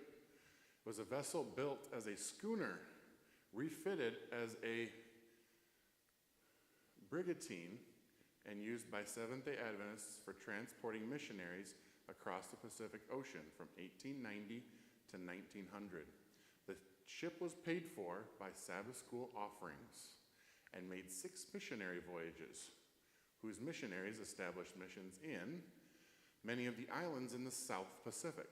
The first voyage went directly to Pitcairn Island, arriving in November 25th, 1890. The Pitcairn Island was a remote British island possession in the southeastern Pacific Ocean, about 3,500 miles northeast of New Zealand. Because maintenance of the ship was expensive, the Pitcairn was sold in 1900, by which time steamship connections with the islands had improved.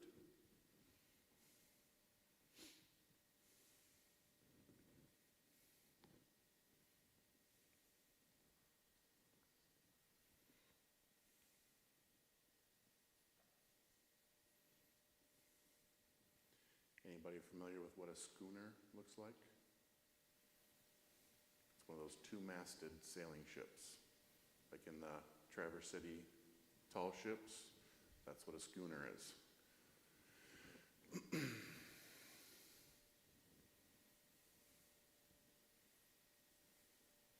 Actually, my son loves sailing ships, and so we took him for his birthday up to Traverse City, and we got to ride on one of the tall ships. It was quite a cool adventure.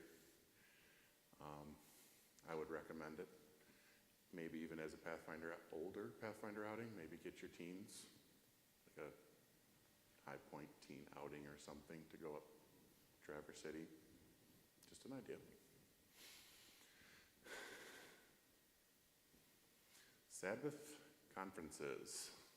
Sabbath conferences were a series of meetings of Friends of the Sabbath held in various places in New England and New York, beginning in April of 1848, during the formative period when James and Ellen White, Joseph Bates, and others began the work of uniting the brethren on the great truths connected with the message of the third angel.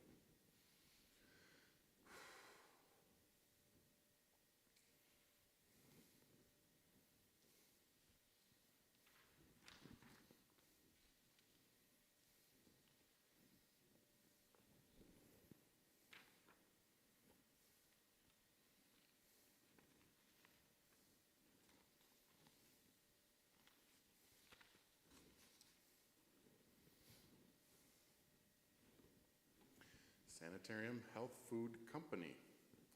The Sanitarium Health and Well-Being Company is a chain of health food factories, wholesale branches, and retail shops in Australia and New Zealand, operated by the Health Food Department of the South Pacific Division of the Adventist Church.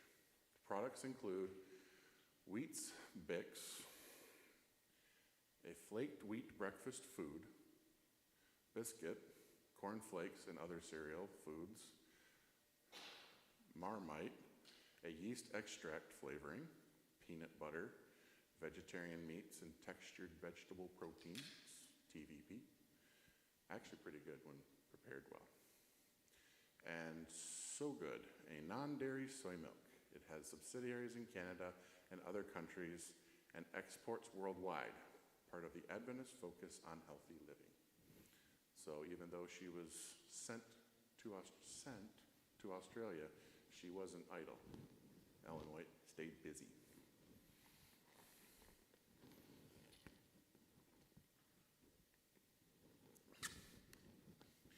And if you're ever looking for a it's actually 28 minutes and some odd seconds, but there is a channel on YouTube called The Incredible Journey by Gary Kent, and he does little 30-minute snippets about history and the spiritual correlation and ramifications of it. So he talks about I think he talks about Joseph Bates, but he's based out of Australia. So they actually have a lot of cool, and that's actually what my wife and I like to have our kids watch on Sabbath afternoon. So the Saturdays we stay home and sleep in a little bit. We'll get up late, have a nice brunch, and then we'll watch one of those as part of our family worship. I actually really enjoy those. My wife is not so keen on the ones about war, but I'm a World War II buff, so I do. And I usually watch those by myself. The Incredible Journey by Gary Kent.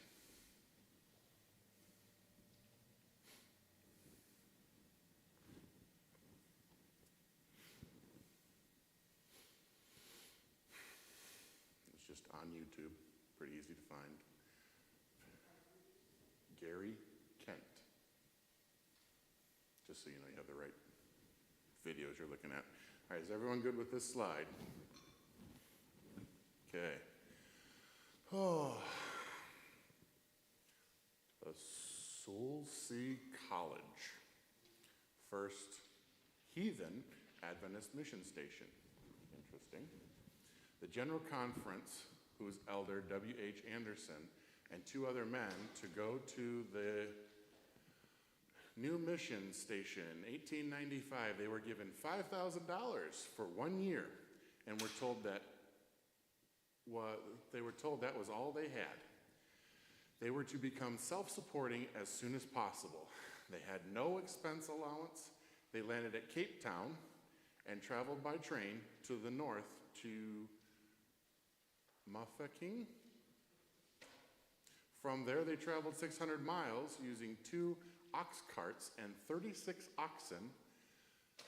They averaged about 15 miles a day, and the riverbeds were dry.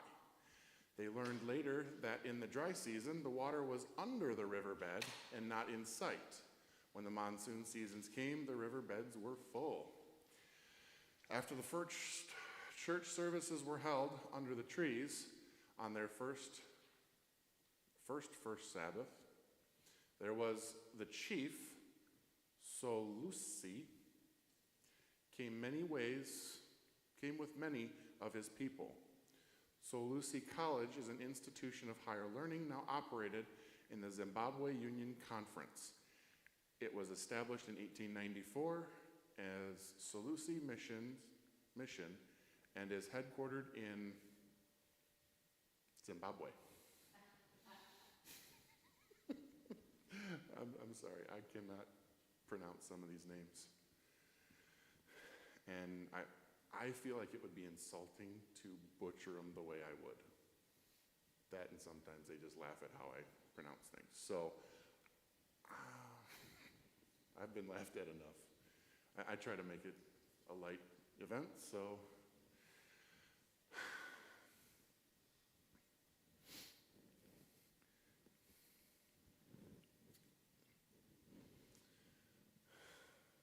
Tract Society. The Tract Society began in 1869 with a group of ladies in South Lancaster, Massachusetts. The society members visited the sick and needy and distributed tracts and wrote letters sharing their faith. In 1870, S.N. Haskell organized the first conference-wide society in New England. By 1924, their scope of influence, having long since reached beyond the small literature state, the name was changed to the Book and Bible's House. In 1972, the name Adventist Book Center, or the ABC, was adopted. The ABC is a distribution and service outlet for the Seventh-day Adventist Publishing House products and other church-approved materials. The Tract Society is the original ABC.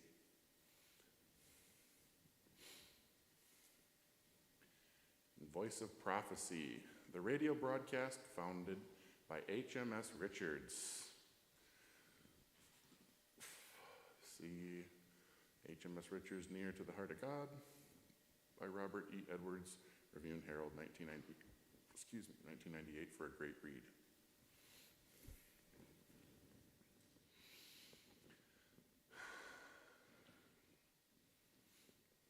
We're getting there.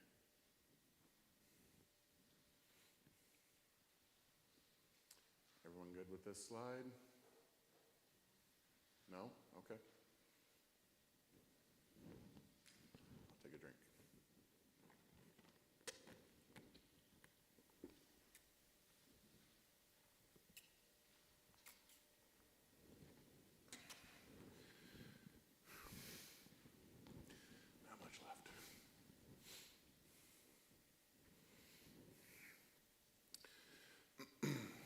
10 requirements. So this was number 6. The rest should go fairly quickly.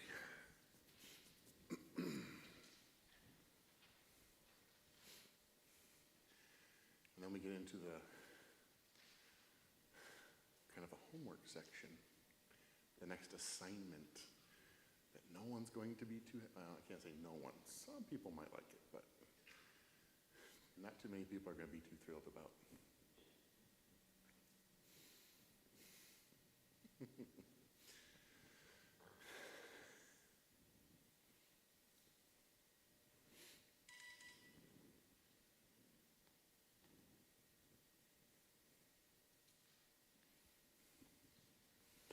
Okay, so before we get started in the next section, why don't we take a 5-minute break? Again, stretch our legs. I don't have a dad joke on the screen for you, so we'll just take the break. About 5 minutes, so if you come back here at 6 after 4.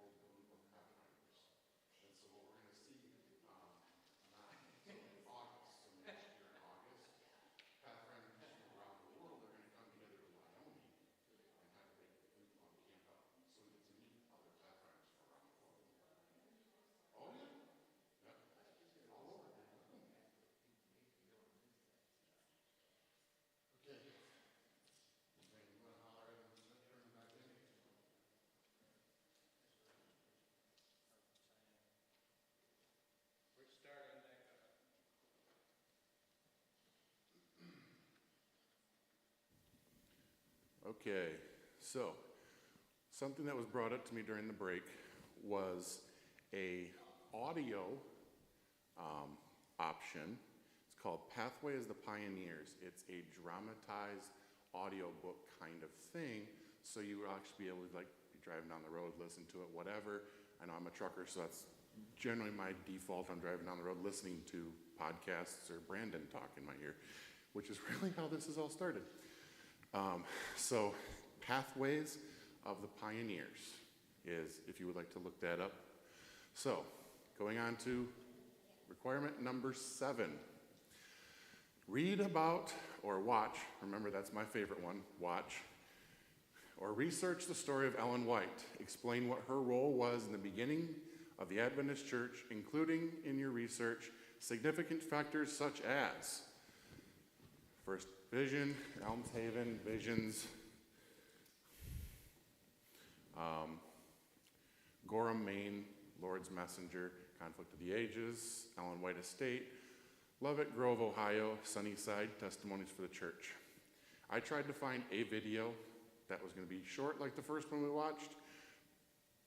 Don't cover it all. In fact, I did find a video. Wait a minute.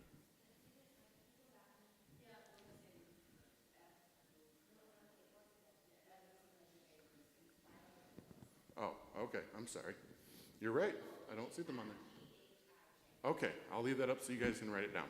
But anyways, I had found a video that has 4 parts, 9 to 10 minutes per part. We are at 6:15 or thereabouts. So I don't have 40 minutes to go through that video and through the rest of the presentation. So that will be part of your homework, is to find the video. Now, when you look up Ellen White on YouTube, there are more videos about trying to disprove her as a prophet as opposed to actual documentary kind of stuff. So I did find one that will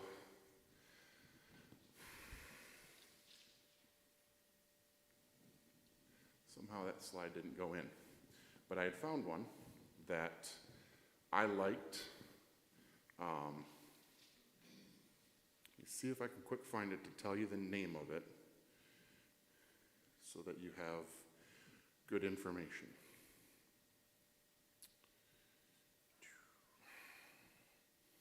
While you guys are still writing that down.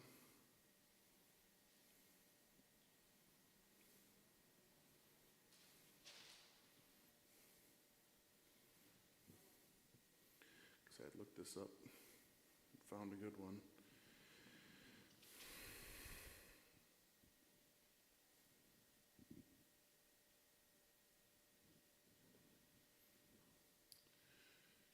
Okay, it's called Ellen G. White's History, Life, Visions and Prophecies. It's a 4-part series. Ellen G. White's History, Life, Visions and Prophecies. The one I'm looking at is video 104. And if you click on the first one, watch it through, go to the next, you'll go down to the video options. The second one should be there, and just kind of watch through those 4. And one more time. Ellen G. White's History, Life, Visions, and Prophecies. And when the video pops up, it's like a big aerial view of, I think it's Battle Creek, but don't hold me to that. It might be Gorham. I think it might be Gorham, Maine. So it's kind of like a big aerial view of a town, and there's a couple of trees like it's just starting to turn to fall. So when you pull that up, I'm not going to say who that's by. That is weird.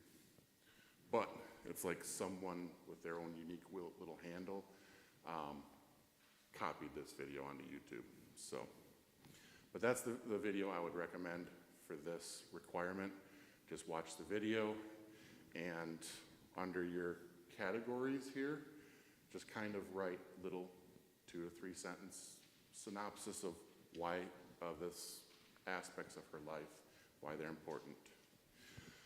All right, everyone got this list? Okay. Let's go on to number 8. Discoveries of heritage stories. So this is another thing you get to do at home. There's a couple options here, A, B, and C. I obviously strongly highlight and recommend number 2. Discover some of the stories of how Pathfinders or Adventist youth groups or AY societies began in your conference or division.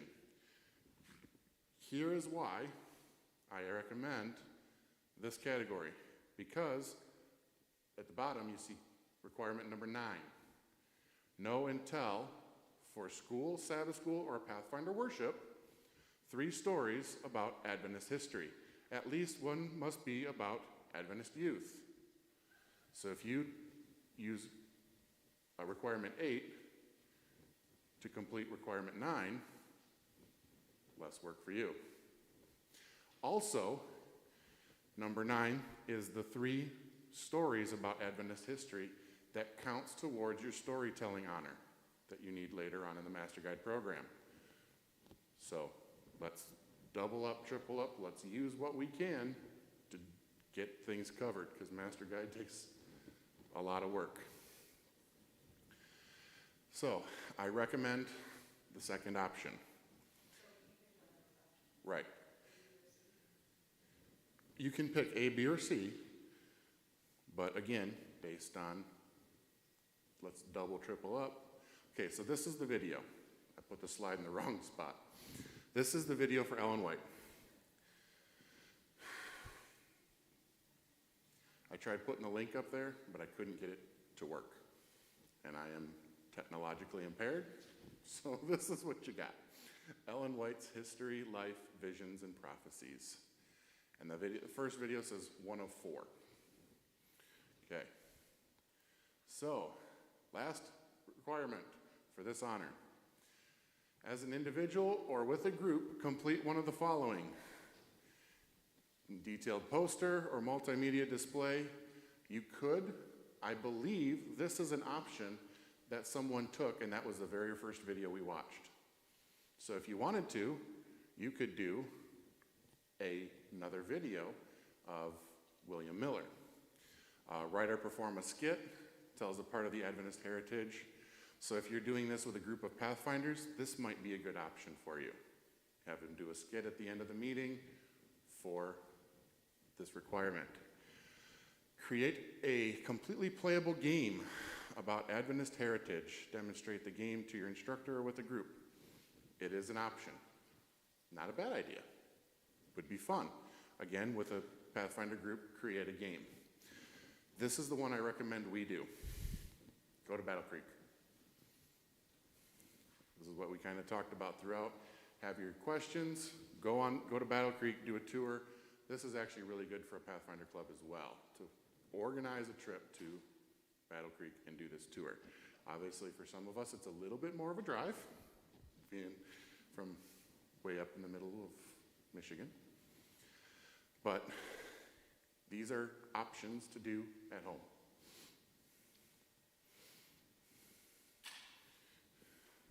I would love to say you're done and we can get you the honor, but there are things you get to do at home. So,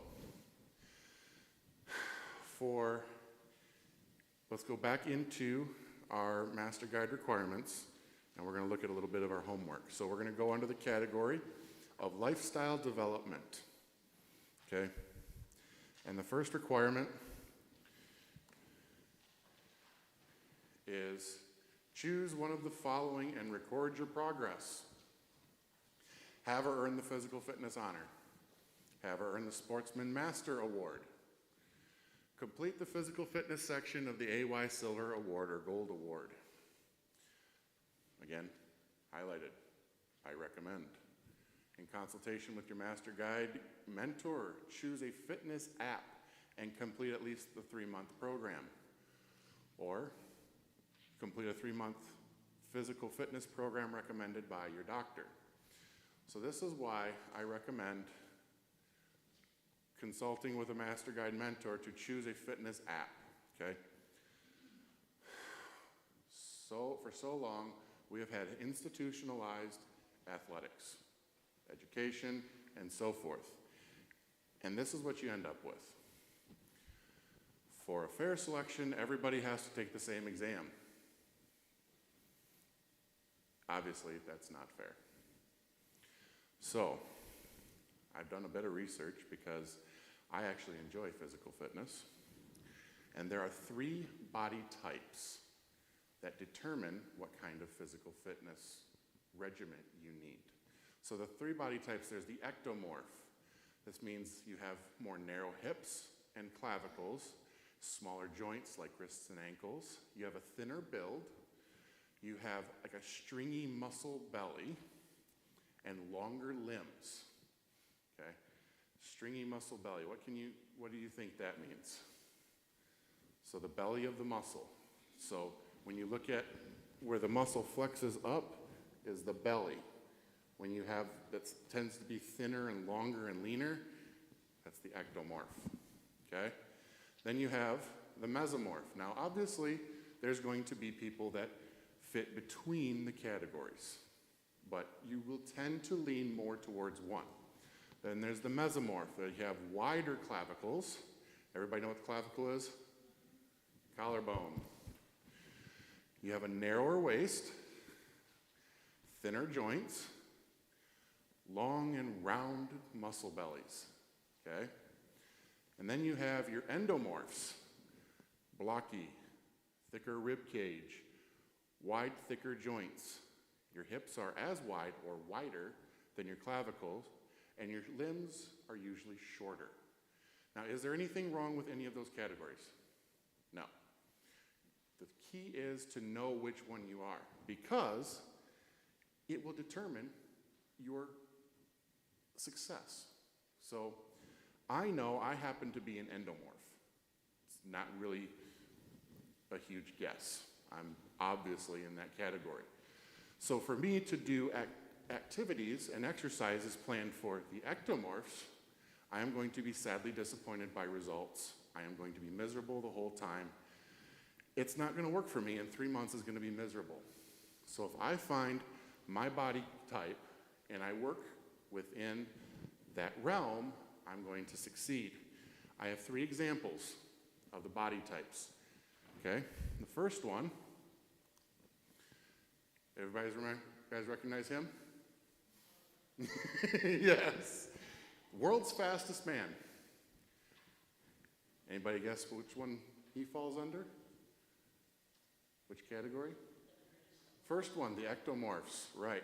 He has a lot longer limbs, longer, stringier muscles. What's going to be his best workout? Cardio, right, the running. That is going to majorly benefit and lean towards, kind of like that first picture of the animals climbing the tree, fit the monkey, okay? Not saying he's a monkey, please don't take that out of context. Running is his thing. Obviously, multiple gold medals, world's fastest man. So then we're going to go to the next one. I believe, could be wrong, but I believe this is the 2020 world's fittest man. Means he won the CrossFit Games in 2020, right? He's going to have more of the mesomorph, okay? He has, if you look at the muscle structure in his arm, he has the rounder belly of the muscle, okay? He's a little bit thicker, a little stockier than Mr. Bolt there. And then there's the third category. Now this is Brian Shaw, 4-time world's strongest man. He is 6'8", 430 pounds. Okay? He has multiple world records in, I think the one that comes to the top of my head is the heavy yoke. So he puts a bar over his shoulder and he carries 1,300 pounds. I think it was 60 feet or something. But it's like 1,300 some pounds. So this is going to be an example of an endomorph. Obviously, much broader hips, shoulders, the blockier build, the thicker ribs, this is going to be an example of your endomorph. So, what I would recommend you doing is being honest with yourself, finding which category you fit into the best, and then looking on your phone, finding, so I'm an endomorph. I know that for a fact. So I'm going to look for apps that are more towards weightlifting, okay? That's going to suit me the best. Now, your mesomorphs, the middle one, you're going to be looking at crossfitting style, the overall body mechanics kind of thing. And for your ectomorphs, you're going to be looking at more running, more cardio. So find your body type, find an app that works best for you, okay? And journal your physical fitness journey for 3 months, okay? Now, I'm not saying you have to tell me your exact body weight when you start and sizes of different muscles, and you don't have to break it down like that, okay? Say, if you want to, tell me the body type, what one of the 3 you fit into the category. If you want to, you don't have to. I know there's some people that don't care for that, but I'm looking to see what exercises you're doing, the frequency and duration, and progress. So, like for me, I'm going to be going to the weightlifting. My progress is going to be, okay, I started out with a 505 deadlift. In 3 months, I got to 650, 675, whatever, okay? That's going to be my progress because that's what suits me. If you're the ectomorph and you're running, I started out at correct me if I'm wrong, 8-minute mile. Is that okay? I don't know. I have no idea. I don't run, obviously. So you start out with an 8-minute mile. And then your progression is, okay, well, I made a 7.5 mile. I made a 6 mile. And then I decided to go 2 miles, and I made it in 9 minutes. And whatever your progress is. So for 3 months, you get to, now again, this is if you choose to use this option. You can do the physical fitness honor, you can do these other options, but this is the one I recommend for a busy adult. Because I'm a trucker, I'm in the truck for 700 miles a day. Ends up being 10 to 11 hours. So when I get out, I'm not running anywhere. I'm walking into the truck stop. But what I can carry with me is I can carry dumbbells in my truck. And I can sit there and do some sort of moving. I'm looking at getting a gym membership at a 24-hour fitness that I have stationed along my route, so when I overnight in Kentucky, instead of parking at the truck stop, I park at the gym. I get a 24-hour shower, I get a place to go to the bathroom in the middle of the night, and I have a gym that I can use. Plus, it's a big empty parking lot, I can park my semi in it, okay? Find your body type, find your exercise, fit it into your schedule as best you can, okay? That's why I recommend that particular requirement. So, next meeting, October 7th, here, just one day. We're going to be I'm going to try and cover, so the Master Guide requirements is a homemaking honor. I'm going to try and cover nutrition as the honor. Keyword, try. I'm going to go over and make sure, but I think we're going to do the nutrition honor. So, basic staff training, that will be in November, first weekend of November. I talked to Pastor Harris. You can do 4 of the 8 online.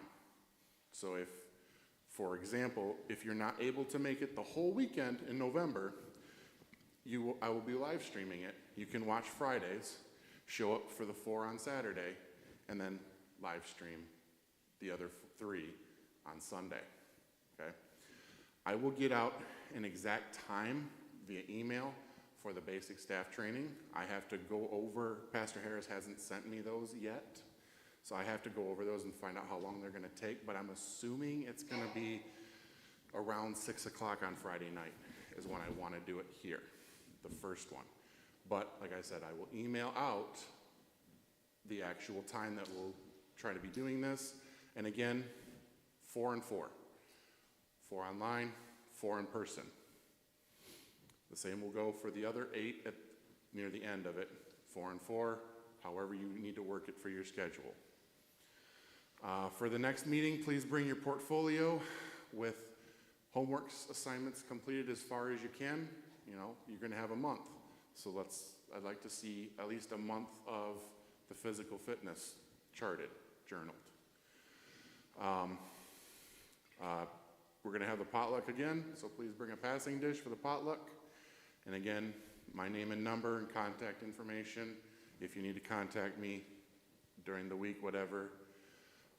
As a truck driver, I have my cell phone and my headset, so call me. I'm driving down the road, I have the headset, I can just talk. Not a big deal. Any other questions? Nope. All right.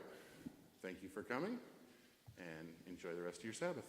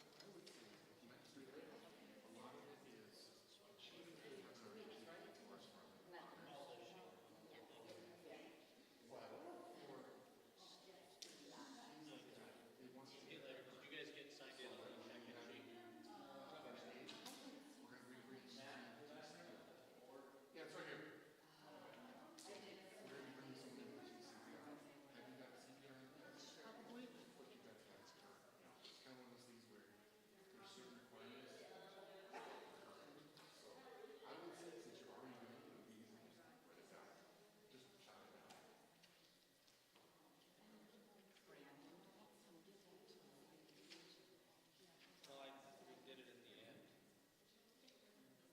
I said we can always catch it later. As long as you can scribble